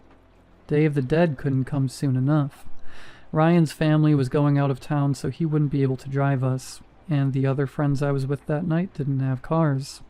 A couple of days before the movie, I asked my mom if she could take me. She responded almost immediately by denying my request. But I persisted, and she picked up on the desperation in my voice. She asked why I wanted to go so badly, since I had seen the movie before, and I hesitated before saying that I was hoping to see a girl there. She smiled and asked playfully if she knew the girl, and I reluctantly told her it was Veronica. The smile disappeared from her face, and she coldly said, "No." I decided that I would call Veronica to see if she could pick me up. I had no idea if she still lived at home, but it was worth a try. But then I realized that Josh might answer. I hadn't talked to him in almost 3 years, and if he answered, I obviously couldn't ask to talk to his sister. I felt guilty for calling to speak with Veronica and not Josh, but I dismissed that feeling quickly. Josh hadn't called me in years either. I picked up the phone and dialed the number that was still embedded in my muscle memory from having dialed it so often all those years ago. It rang several times before someone picked up. It wasn't Josh. I felt a mixture of both relief and disappointment. I realized in that second that I really missed Josh. I would call after this weekend and talk to him, but this was my only chance to see if Veronica could or would take me, so I asked for her. The person told me that I had dialed the wrong number. I repeated the number back to her and she confirmed. She said they must have changed their number and I agreed. I apologized for the disturbance and hung up. I was suddenly intensely sad because now I couldn't contact Josh even if I wanted to. I felt terrible for having been afraid that he might answer the phone. He had been my very best friend. I realized that the only way I could be put back in touch with him would be through Veronica, so now, not that I needed one, I had another reason to see her. I told my mom the day before the movie that I was no longer concerned with going, but was hoping she could drop me off at my friend Chris's house. She relented and dropped me off that Saturday a couple of hours before the movie. My plan was to walk from his house to the theater, since he only lived about a half-mile away. They went to church early on Sundays, so his parents would go to sleep early Saturday night, and Chris was fine with not coming with me since he had planned on chatting with this girl he met online. He said that the walk back to his house would be even lonelier after she laughed in my face when I tried to kiss her, and I told him not to electrocute himself when he tried to have sex with his computer. I left his house at 11:15. I tried to pace myself so I'd get there just a little before the movie. I was going by myself, and so I didn't want to just hang around there waiting. On the way to the theater, I figured that if Veronica showed up at all, it would be too lucky for us to arrive at the same time. So I debated whether I should wait outside or just go in. Both had their pros and cons. As I was grappling with these concerns, I noticed that the steady stream of streaking car lights that had been overtaking me had been replaced by a single, constant spotlight that refused to pass. The road wasn't illuminated by streetlights, so I was walking in the grass with the road about 2 feet to my left. I stepped a little more to the right and craned my neck over my left shoulder to see what was behind me. A car had stopped about 10 feet behind me. All I could see were the violently bright headlights that were cutting through the otherwise Stygian surroundings. I thought that it might be one of Chris's parents. Maybe they had come to check in on us and seen that I was gone. It wouldn't have taken much pressing for Chris to confess. I took one step toward the car, and it broke its paws and started driving toward me at a slow pace. It passed me, and I saw that it wasn't Chris's parents' car, or any car that I recognized for that matter. I tried to see the driver, but it was too dark, and my pupils had shrunk when faced with the blinding lights from the car just moments before. They adjusted enough so that I could see a tremendous crack in the back window of the car as it drove away. I didn't think much of the whole affair. Some people find it fun to scare other people. I'd often hide around corners and jump out at my mom after all. I timed it right and got there about 10 minutes before the movie. I had decided to wait outside until around 11:57, since that would give me time to find her inside if she was already seated. As I was considering the possibility that she might not show, I saw her. She was alone, and she was beautiful. I waved to her and walked to close the distance. She smiled and asked if my friends were already inside. I said that they weren't, and realized that this must seem like I was trying to make this a date. She didn't seem bothered by that, nor was she bothered when I handed her the ticket I had already bought. She looked at me quizzically, and I said, "Don't worry, I'm rich." She laughed, and we went inside. I bought us 1 popcorn and 2 drinks, and spent most of the movie debating whether or not I should time reaching my hand into the popcorn bag when she reached in so they would touch. She seemed to enjoy the movie, and before I knew it, it was over. We didn't linger in the theater, and because this was a midnight show, we couldn't loiter in the lobby, so we walked outside. The parking lot of the theater was big because it connected with a mall that had gone out of business. Not wanting the night to be over just yet, I continued the conversation while casually walking toward the old mall. As we were about to round the corner and leave the theater out of sight, I looked back and saw that her car wasn't the only one left in the parking lot. The other one had a large crack in the back window. My immediate uneasiness turned to understanding. That makes a lot of sense. The driver of that car works here, and must have figured I was on my way to the movie. Injecting real horror into the life of a horror fan seemed like an obvious move. We walked around the mall and talked about the movie. I told her that I thought Day of the Dead was better than Dawn of the Dead, but she refused to agree. I told her of when I called her old number and about my dilemma about who would answer the phone. She didn't find it as funny as I now did. But she took my phone and put her number in it. She commented that it might be the worst cell phone she'd ever seen. Her evaluation wasn't rescinded when I told her I couldn't even receive pictures on it. I called her so she'd have my number, and she programmed it in. She told me that she was graduating, but she hadn't done well in school so far that year, so she wasn't sure if she'd even get into college. I told her to attach a picture of herself to the application, and they'd pay her to go there just so they could look at her. She didn't laugh at that one, and I thought she might be offended. She might have thought I was implying that she couldn't get in based on her intelligence. I nervously glanced at her, and she was just smiling, and even in this poor light, I could see that she was blushing. I wanted to hold her hand, but I didn't. As we walked down the final side of the mall back toward the theater, I asked her about Josh. She told me she didn't want to talk about it. I asked her if he was at least doing all right, and she just said, "I don't know." I figured Josh must have taken a wrong turn somewhere and started getting into trouble. I felt bad. I felt guilty. As we approached the parking lot, I noticed that the car with the cracked back window was gone and that her car was now the only one in the parking lot. She asked me if I needed a ride, and even though I really didn't, I said that I'd appreciate it. I had drunk my whole soda during the movie, and all the walking was putting pressure on my bladder. I knew that I could wait until I was back at Chris's, but I had decided that I was going to try to kiss her when she dropped me off, and I didn't want this biological nagging to rush me out of the car. This would be my first kiss. I could think of no ruse to conceal what I needed to do. The theater had long closed, so I only had one option.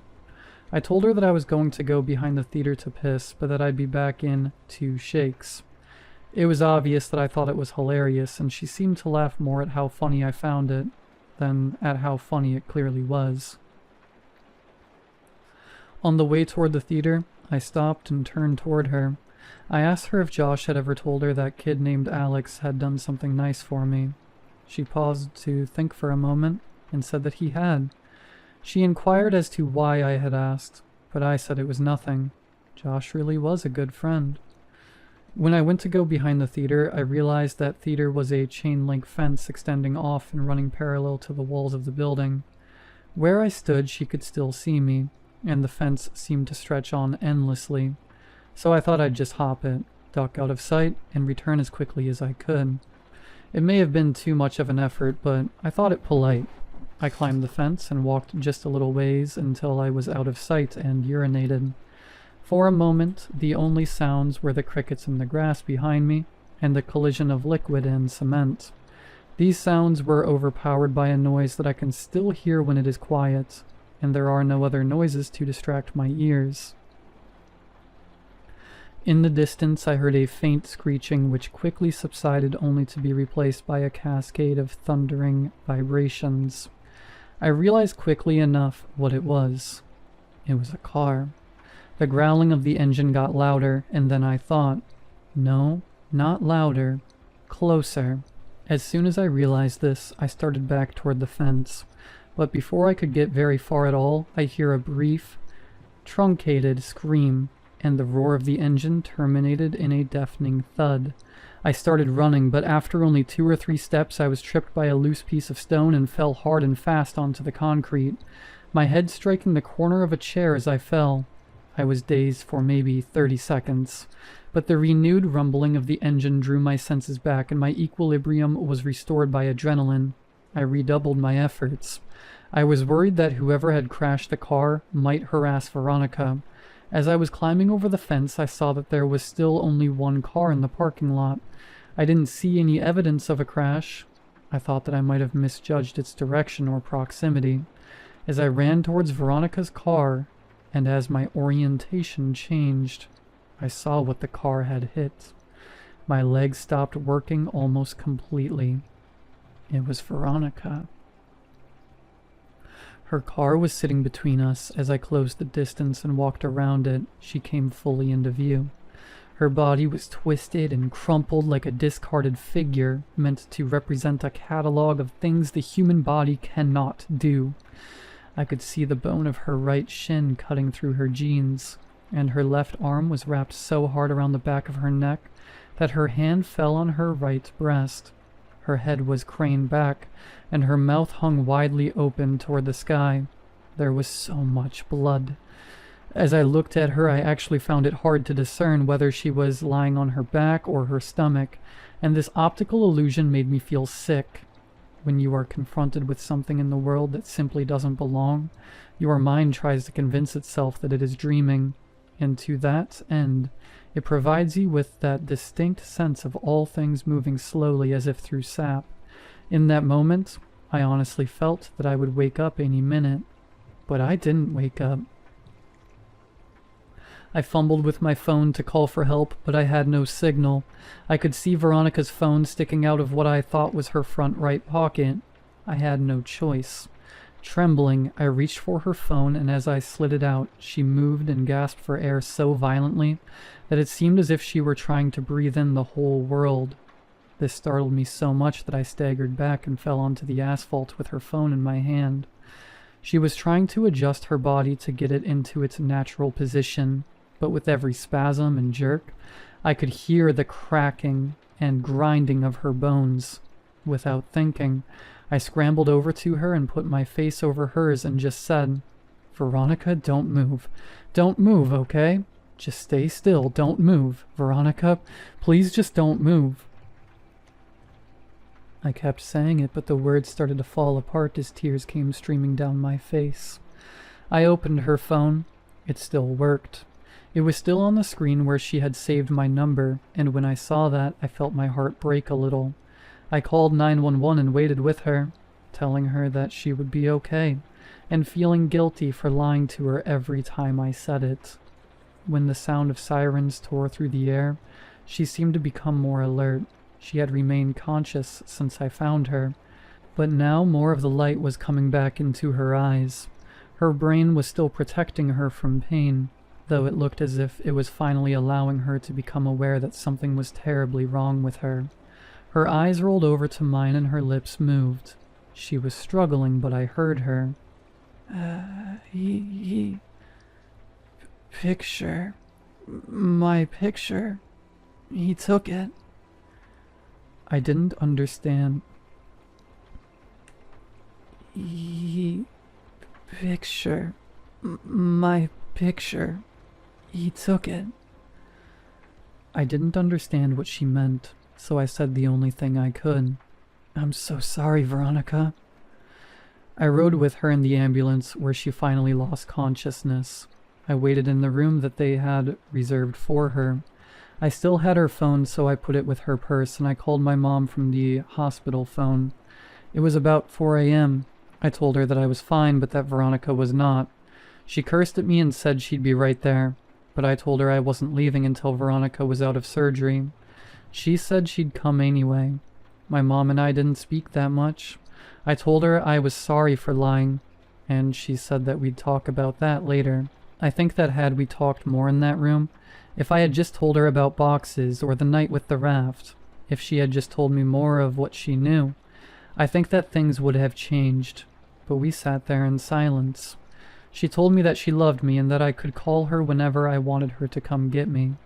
As my mom was leaving, Veronica's parents rushed in. Her dad and my mom exchanged a few words that appeared to be quite serious, while Veronica's mother talked to the person at the desk. Her mother was a nurse, but didn't work at the hospital. I'm sure that she had tried to get Veronica transferred, but her condition was prohibitive. While we waited, the police came in and talked to each of us. I told them what happened. They made some notes, and then they left. She came out of surgery, and 90% of her body was covered in a thick, white cast. Her right arm was free, but the rest of her was bound like a cocoon. She was still under, but I remembered how I felt when I had my cast before kindergarten. I asked a nurse for a marker, but I couldn't think of anything to write. I slept in a chair in the corner and went home the next day. I came back every afternoon for several days. At some point, they had moved another patient into her room and set up a screen around Veronica's bed to act as a partition. She didn't seem to be feeling better, but she made more moments of lucidity. But even during these periods, we wouldn't really talk. Her jaw had been broken by the car, so the doctors had wired it shut. I sat with her for a while, but there was nothing much I could say. I got up and walked over to her. I kissed her on the forehead, and she whispered through her clenched teeth, "Josh." This surprised me a little, but I looked at her and said, "Has he not come to see you?" "No." I found myself really irritated. Even if Josh had been getting into trouble, he should still come see his sister, I thought. I was about to express this when she said, "No, Josh, he ran away. I should have told you." I felt my blood turn to ice.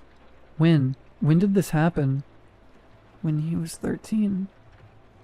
Did he leave a note or something?" "On his pillow." She started crying and I followed her, but I think now we were crying for different reasons, even if I didn't realize it. At this point, there were a lot of things I still didn't remember about my childhood, and there were a lot of connections I hadn't yet made.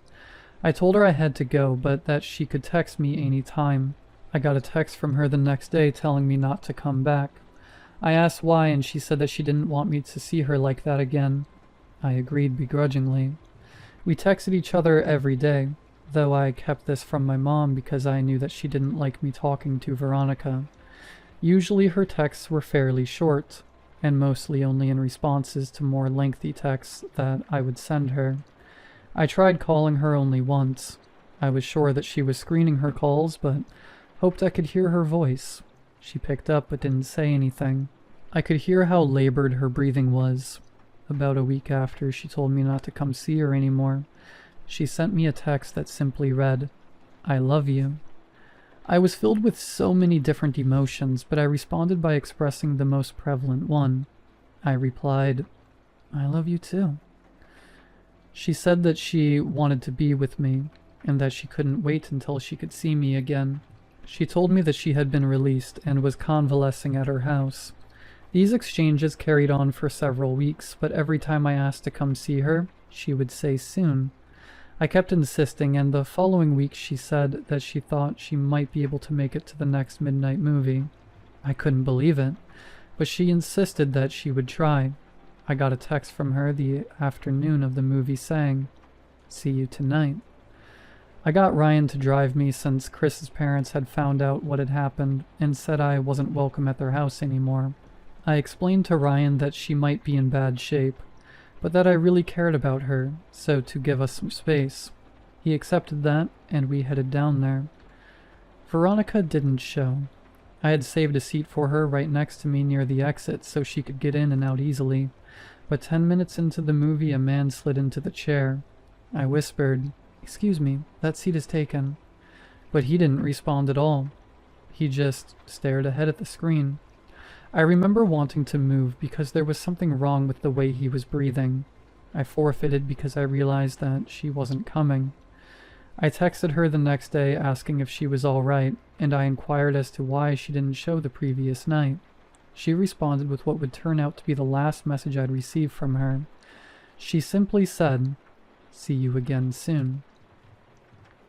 She was delirious and I was worried about her. I sent her several replies reminding her about the movie and saying it was no big deal, but she just stopped replying. I grew increasingly upset over the next several days.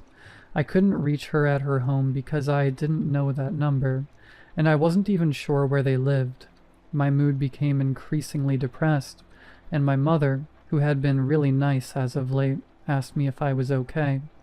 I told her that I hadn't heard from Veronica in days, and I felt all the warmth leave her disposition. "What do you mean?" "She was supposed to meet me at the movies yesterday. I know it's only been like 3 weeks since she got hit, but she said she would try to come, and after that she just stopped talking to me altogether. She must hate me." She looked confused, and I could read on her face that she was trying to tell if my mind had simply broken. When she saw that it hadn't, her eyes began to water and she pulled me toward her, embracing me. She was beginning to sob, but it seemed too intense a reaction to my problem, and I had no reason to think that she particularly cared for Veronica. She drew in a shuddering breath and then said something that still makes me nauseous even now. She said, "Veronica's dead, sweetheart." "Oh, God, I thought you knew. She died on the last day you visited her." "Oh, baby, she died weeks ago." She had completely broken down, but I knew it wasn't because of Veronica. I broke the embrace and staggered backwards. My mind was swimming. This wasn't possible. I had just exchanged messages with her yesterday. I could only think to ask one question, and it was probably the most trivial I could ask. Then why was her phone still on? She continued sobbing. She didn't answer. I exploded. Why did it take them so long to shut off her goddamn phone? Her crying broke enough to mutter, "The pictures." I would come to find out that her parents thought that her phone had been lost in the accident, despite the fact that I had put it in her purse the night she was brought to the hospital. When they retrieved her belongings, the phone was not among them. They intended to contact the phone company at the end of the billing cycle to deactivate the line, but they received a call informing them of a massive impending charge for hundreds of pictures that had been sent from her phone. Pictures that were all sent to my phone. Pictures that I never got because my phone couldn't receive them. They learned that they were all sent after the night she died. They deactivated the phone immediately. I tried not to think about the contents of those pictures, but I remember wondering for some reason whether I would have been in any of them. My mouth went dry, and I felt the painful sting of despair as I thought of the last message I received from her phone. "See you again soon." Part 6. Friends.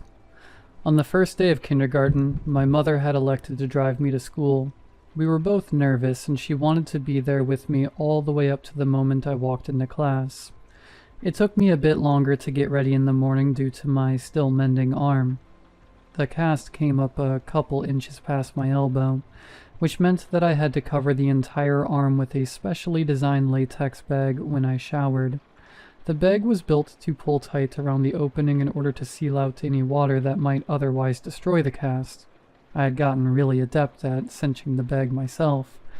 That morning, however, perhaps due to my excitement or nervousness, I hadn't pulled the strap tight enough, and halfway through the shower I could feel water pooling inside the bag around my fingers. I jumped out and tore the latex shield away, but could feel that the previously rigid plaster had become soft after absorbing the water. Because there was no way to effectively clean the area between your body and a cast, the dead skin that would normally have fallen away merely sits there.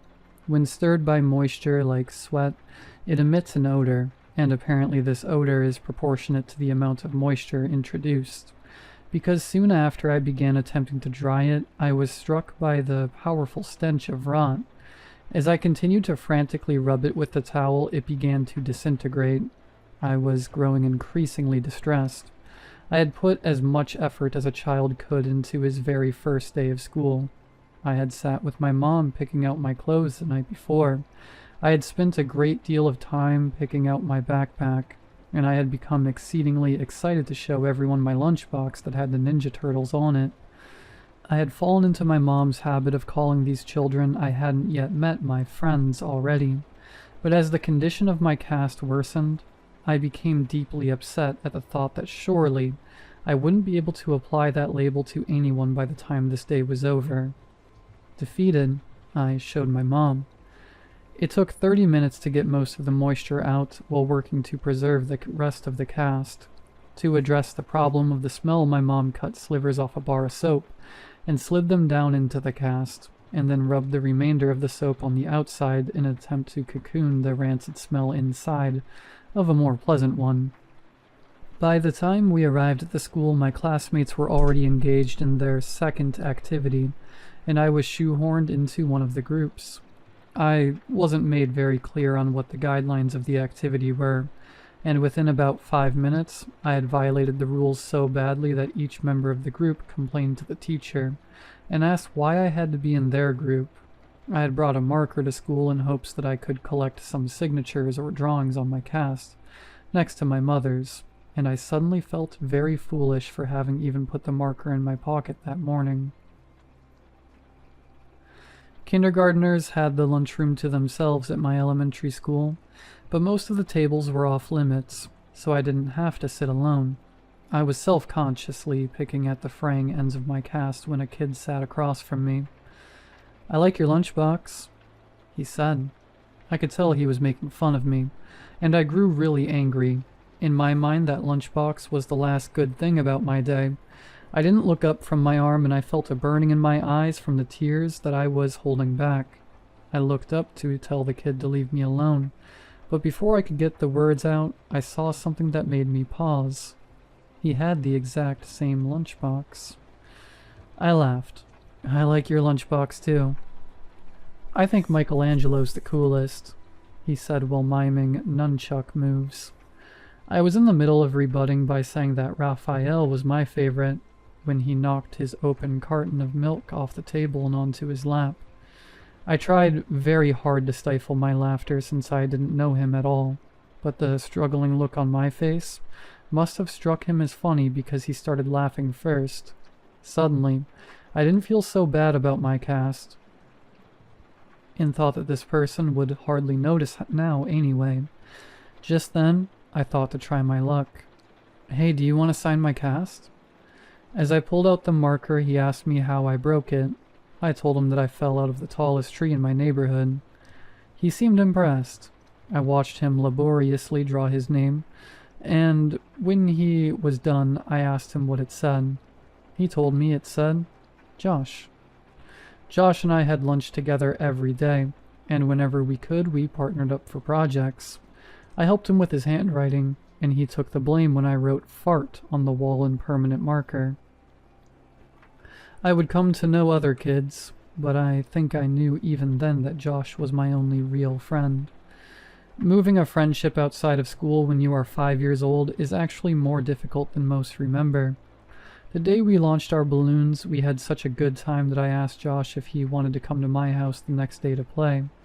He said he did, and that he'd bring some of his toys. I said that we could also go exploring and maybe swim in the lake.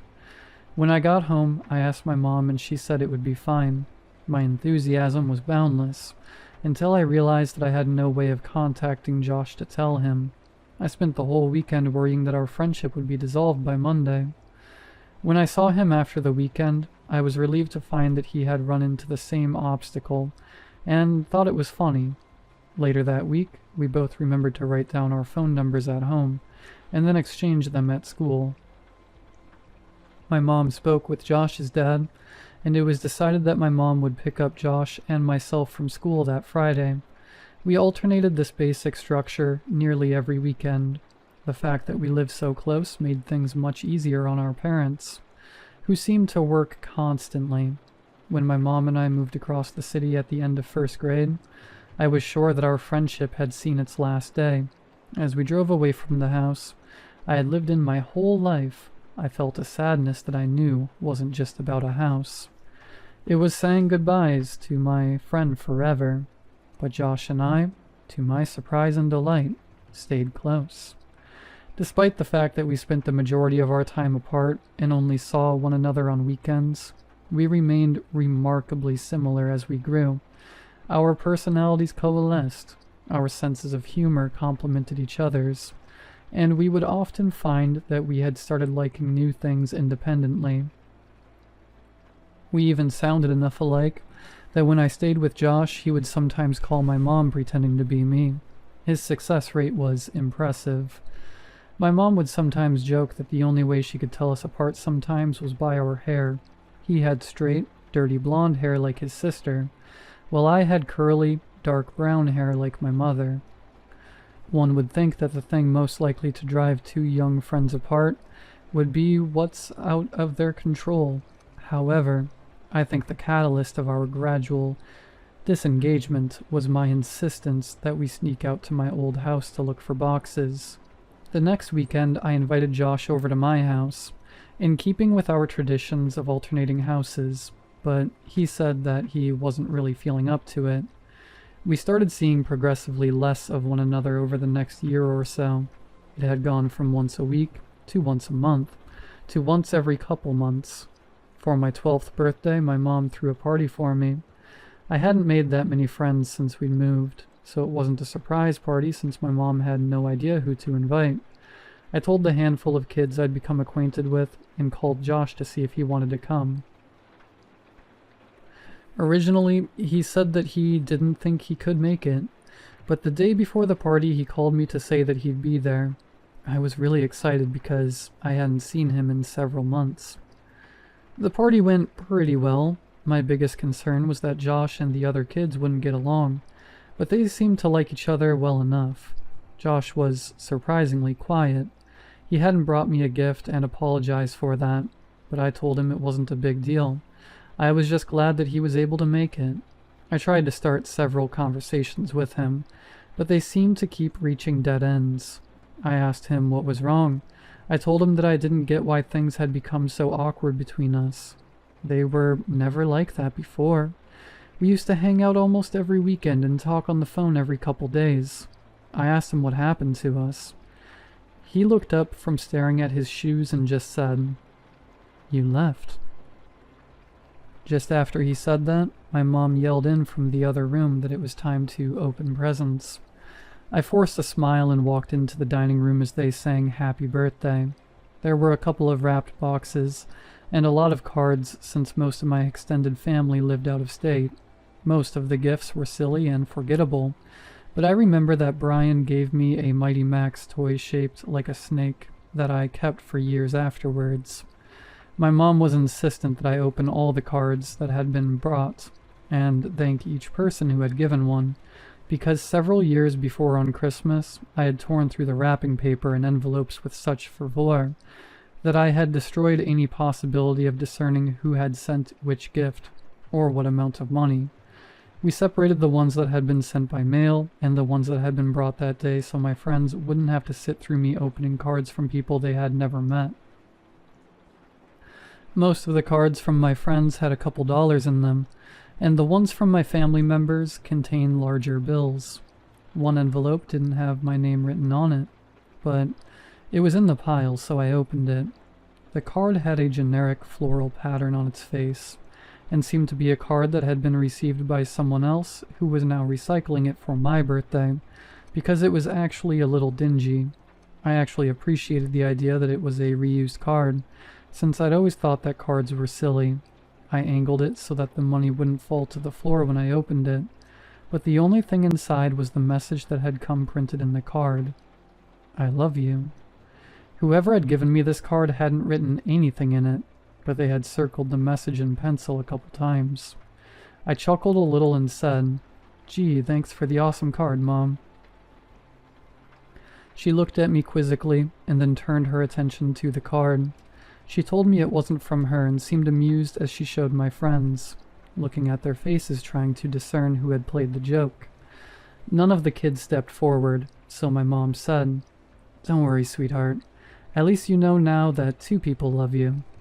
She followed that with an extremely prolonged and excruciating kiss on my forehead that transformed the group's bewilderment into hysteria. They were all laughing, so it could have been any of them, but Mike seemed to be laughing the hardest. To become a participant rather than a subject of the gag, I said to him that just because he had given me that card, he shouldn't think that I'd kiss him later. We all laughed, and as I looked at Josh, I saw that he was finally smiling. "Well, I think that gift might be the winner, but you have a couple more to open." My mom slid another present in front of me. I was still feeling the tremors of suppressed chuckles in my abdomen as I tore the colorful paper away. When I saw the gift, I had no need to suppress the laughter anymore. My smile dropped as I looked at what I'd been given. It was a pair of walkie-talkies. "Well, go on, show everyone." I held them up and everyone seemed to approve, but as I drew my attention to Josh, I could see that he had turned a sickly shade of white. We locked eyes for a moment, and then he turned and walked into the kitchen. As I watched him dial a number on the corded phone attached to the wall, my mom whispered in my ear that she knew that Josh and I didn't talk as much since one of the walkie-talkies had broken, so she thought I'd like it. I was filled with an intense appreciation for my mom's thoughtfulness, but this feeling was easily overpowered by the emotions, resurrected by the returning memories I'd tried so hard to bury. When everyone was eating cake, I asked Josh who he had called. He told me he wasn't feeling well, so he called his dad to come get him. I understood that he wanted to leave, but I told him that I wished we could hang out more. I extended one of the walkie-talkies to him, but he put his hand up in refusal. Dejected, I said, "Well, thanks for coming, I guess. I hope I'll see you before my next birthday." "I'm sorry. I'll try to call you more often. I really will," he said. The conversation stagnated as we waited by my door for his dad. I looked at his face. Josh seemed genuinely remorseful that he hadn't made more of an effort. His mood seemed suddenly bolstered by an idea that had struck him. He told me that he knew what he'd get me for my birthday. It would take a while, but he thought that I would really like it. I told him it wasn't a big deal, but he insisted. He seemed in better spirits and apologized for being such a drag at my party. He said that he was tired, that he hadn't been sleeping well. I asked him why that was as he opened the door in response to his dad's honking in the driveway. He turned back toward me and waved goodbye as he answered my question. "I think I've been sleepwalking." That was the last time I saw my friend, and a couple months later, he was gone. Over the past several weeks, the relationship between my mother and I has grown increasingly strained due to my attempts to learn the details of my childhood. It's often the case that one cannot know the breaking point of a thing until that thing fractures. And after the last conversation with my mother, I imagine that we will spend the rest of our lives attempting to repair what had taken a lifetime to build. She had put so much energy into keeping me safe, both physically and psychologically, but I think that the walls meant to insulate me from harm were also protecting her emotional stability. As the truth came pouring out the last time we spoke, I could hear a trembling in her voice that I think was a reverberation of the collapse of her world. I don't imagine my mother and I will talk very much anymore, and while there are still things I don't understand, I think I know enough. After Josh disappeared, his parents had done all they could to find him. From the very first day, The police had suggested that they contact all of Josh's friends' parents to see if he was with them. They did this, of course, but no one had seen him or had any idea of where he might be.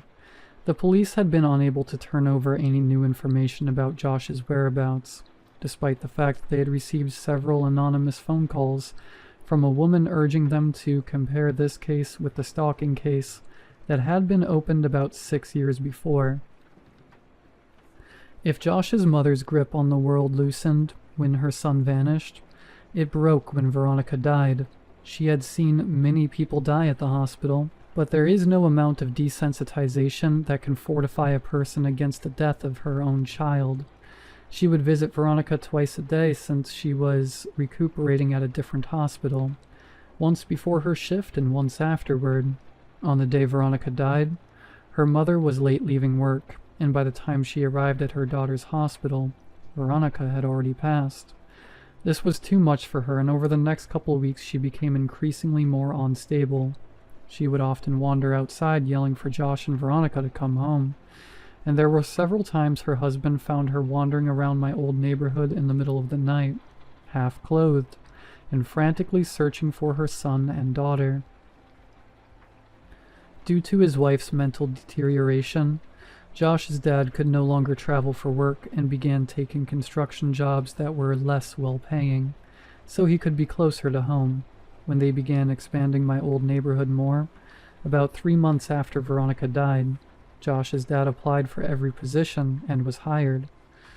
He was qualified to lead the build sites, but he took a job as a laborer, helping to build frames and clean up the sites and whatever else was needed.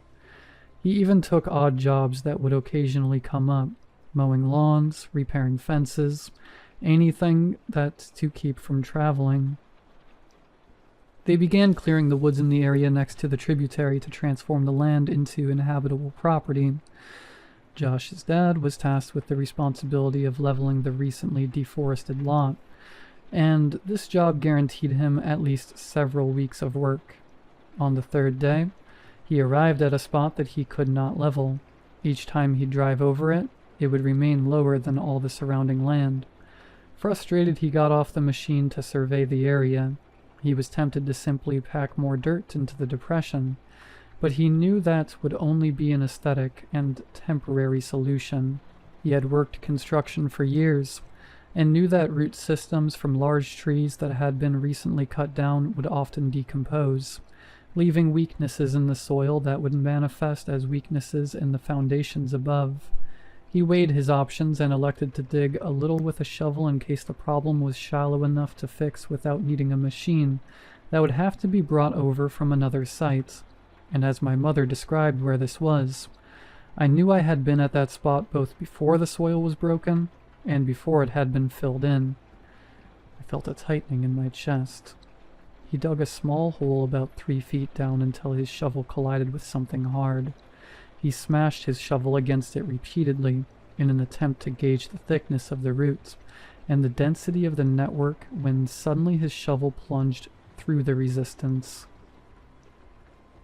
Confused, he dug the hole wider. After about a half hour of excavating, he found himself standing on a brown blanket-covered box, about 7 feet long and 4 feet wide. Our minds work to avoid dissonance. If we hold the belief strongly enough, our minds will forcefully reject conflicting evidence, so that we can maintain the integrity of our understanding of the world. Up until the very next moment, despite what all sense would have indicated, despite the fact that some small but suffocated part of him understood what was supporting his weight, this man believed, he knew, his son was still alive. My mom received a call at 6 p.m. She knew who it was, but she couldn't understand what he was saying. But what she did comprehend made her leave immediately. "Down here. Now, son. Please, God."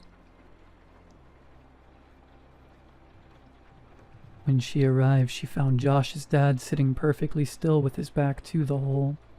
He was holding his shovel so tightly it seemed it might snap, and he was staring straight ahead with eyes that looked as lifeless as a shark's. He wouldn't respond to any of her words, and only reacted when she tried to gently take the shovel from him. He dragged his eyes slowly to hers and just said, "I don't understand." He repeated this as if he had forgotten all other words, and my mother could hear him still muttering it as she walked past him to look in the hole. She told me she wished she had gouged her eyes out before she faced downward into that crater, and I told her that I knew what she was about to say, and that she need not continue. I looked at her face, and it was expressing a look of such intense despair that it caused my stomach to turn. I realized that she had known of this for almost 10 years and was hoping that she'd never have to tell me. As a result, she never came up with the proper arrangement of words to describe what she saw, and as I sit here I'm met with the same difficulty of articulation. Josh was dead. His face was sunken in and contorted in such a way that it was as if misery and hopelessness of all the world had been transferred to it. The assaulting smell of decay rose from the crypt, and my mother had to cover her nose and mouth to keep from vomiting. His skin was cracked, almost crocodilian, and a stream of blood that had followed these lines had dried on his face after pooling and staining the wood around his head. His eyes lay half-lidded, facing straight up. She said by the look of him he had not been long dead, and thus time had not brought the mercy of degradation to erase the pain and terror that was now etched into his face. She said it was as if he had fixed his gaze right on her, his open mouth offering an all-too-late plea for help. The rest of his body, however, wasn't visible. Someone else was covering it. He was large and lay face down on top of Josh, and as my mother's mind stretched itself to take in what her eyes were attempting to tell her, she became aware of the significance of the way in which he laid. He was holding Josh. Their legs lay frozen by death, but entangled like vines in some lush tropical forest. One arm rested under Josh's neck only to wrap around his body so that they might lay closer still. As the sun passed through the trees, its light became reflected by something pinned to Josh's shirt. My mother stooped to one knee and raised the collar off her shirt over her nose so that she might block out the smell. When she saw what had caught the sun, her legs abandoned her, and she nearly fell into the tomb. It was a picture. It was a picture of me as a child. She staggered backwards, gasping and trembling, and collided with Josh's father, who still sat facing away from the hole. She understood why he had called her, but she could not bring herself to tell him what she had kept from everyone for all these years. Josh's family never knew about the night I had woken up in the woods. She knew now that she should have told them, but to tell them now would help nothing. As she sat there resting her back against Josh's dad's, he spoke. "I can't tell my wife. I can't tell her that our little boy—" His speech staggered in fits as he pressed his wet face into his dirt-caked hands. "She couldn't bear it." After a moment he stood up, still shuddering and lumbering toward the grave. With a final sob he stepped down into the coffin.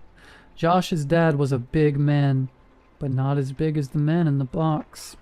He grabbed the back of the man's collar and pulled hard. It was as if he intended to throw the man out of the grave in a singular motion, but the collar ripped and the body fell back down on top of his son. "You motherfucker!" He grabbed the man by the shoulders and heaved him back until he was off of Josh, and sat awkwardly but upright against the wall of the grave. He looked at the man and staggered back a step. Oh God, no, please, God. In a struggling but painful movement, he lifted and pushed the corpse completely out of the ground, and they both heard the sound of glass rolling against wood. It was a bottle. He handed it to my mother. It was ether. "Josh," he sobbed. "My boy, my baby boy. Why is there so much blood? What did he do to you?" As my mother looked at the man who now lay facing upwards, she realized she was facing the person who had haunted our lives for over a decade. She had imagined him so many times, always evil and always terrifying, and the cries of Josh's father seemed to confirm her worst fears. But as she stared at his face, she thought that this didn't look like who she imagined. This was just a man. As she looked at his frozen expression, it actually looked serene. The corners of his lips were turned up only slightly. She saw that he was smiling, not the expected smile of a maniac from a film or horror story, not the smile of a demon or the smile of a fiend. This was the smile of contentment or satisfaction. It was a smile of bliss. It was a smile of love. As she looked down from his face and she saw a tremendous wound on his neck from where the skin had been ripped out, she was at first relieved when she realized the blood had not been Josh's. Perhaps he had suffered less, but this comfort was short-lived as she realized just how wrong she was. She brought a hand up to her mouth and whispered, almost as if she were afraid to remind the world what had happened. "They were alive." Josh must have bitten the man's neck in an attempt to get free, and although the man had died, Josh couldn't move him. I began crying when I thought of how long he might have laid there. She looked through the man's pockets for some kind of identification, but she only found a piece of paper. On it was a drawing of a man holding hands with a small boy, and next to the boy were initials. My initials. I'd like to think that she was remembering that part of the story inaccurately, but I'll never know for sure. As Josh's father carried his son out of the grave, my mom slid the piece of paper into her pocket. He kept muttering that his son's hair had been dyed. She saw that it had. It was now dark brown, and she noticed that he was dressed oddly. His clothes were far too small for him. After Josh's dad delicately laid his body on the soft dirt, he began gently pressing his hands against his son's pants to feel his pockets. He heard a crinkle. Carefully, he retrieved a folded piece of paper from Josh's pocket. He looked at it but was vexed. Absently, he handed it to my mother, but she didn't recognize it either. I asked her what it was. She told me it was a map, and I felt my heart shatter. He was finishing the map. That must have been his idea for my birthday present. I found myself strangely hoping that he hadn't been taken while expanding it, as if that would somehow matter now. She heard Josh's father grunt and looked to see him pushing the man's body back into the ground. As he walked back toward the machine that had found the spot for him, he put his hand on a canister of gasoline and paused with his back toward my mother. "You should go." "I'm so sorry." "It's not your fault. I did this. You can't think like that. There was nothing—" He interjected flatly, almost with no emotion at all. "About a month ago, a guy approached me as I was cleaning up the site on the new development a block over. He asked me if I wanted to make some extra money, and because my wife's not working right now, I accepted. He told me that some kids had dug a bunch of holes on his property, and he offered me $100 to fill them in. He said that he wanted to take some pictures for the insurance company first, but if I came back after 5 p.m. the next day, that would be fine. I thought this guy was a sucker, since I knew clearing that lot was coming up, so someone would have had to do it anyway. But I needed the money, so I agreed. I didn't think he even had $100. So he put the bill in my hand and I did the job the next day. I've been so exhausted that I didn't even think about it after it was done. I didn't think about it until today when I pulled that same guy off my son." He pointed at the grave, and his emotions started to push through as he broke into a sob.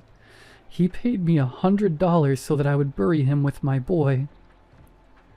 It was as if saying it aloud forced him to accept what had happened, and he collapsed onto the ground in tears. My mother could think of nothing to say, and stood there in silence for what felt like a lifetime. She finally asked what he would do about Josh. His final resting place won't be here with this monster. As he looked back when she reached her car, she could see black smoke billowing out and diffusing against the amber sky, and she hoped against all hope that Josh's parents would be okay. I left my mom's house without saying much else.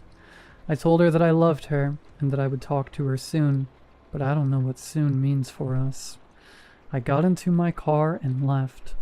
I understood now why the events of my childhood had stopped years ago. As an adult, I now saw the connections that were lost on a child who tends to see the world in snapshots rather than a sequence. I thought about Josh. I loved him then, and I love him even still. I miss him more now that I know I'll never see him again, and I find myself wishing that I had hugged him the last time I saw him. I thought about Josh's parents, how much they had lost and how quickly that loss had come. They don't know about my connection to any of this, but I could never look them in the eyes now. I thought about Veronica. I had only really come to know her later in my life, but for those brief few weeks I think I had really loved her. I thought about my mother. She had tried so hard to protect me and was stronger than I would ever be.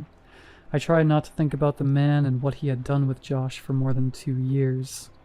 Mostly I just thought about Josh. Sometimes I wish that he never sat across from me that day in kindergarten, that I'd never known what it was like to have a real friend. Sometimes I like to dream that he's in a better place, but that's only a dream, and I know that. The world is a cruel place made crueler still by man. There would be no justice for my friend, no final confrontation, no vengeance.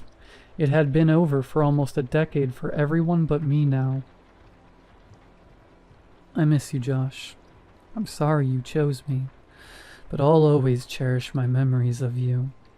We were explorers. We were adventurers. We were friends.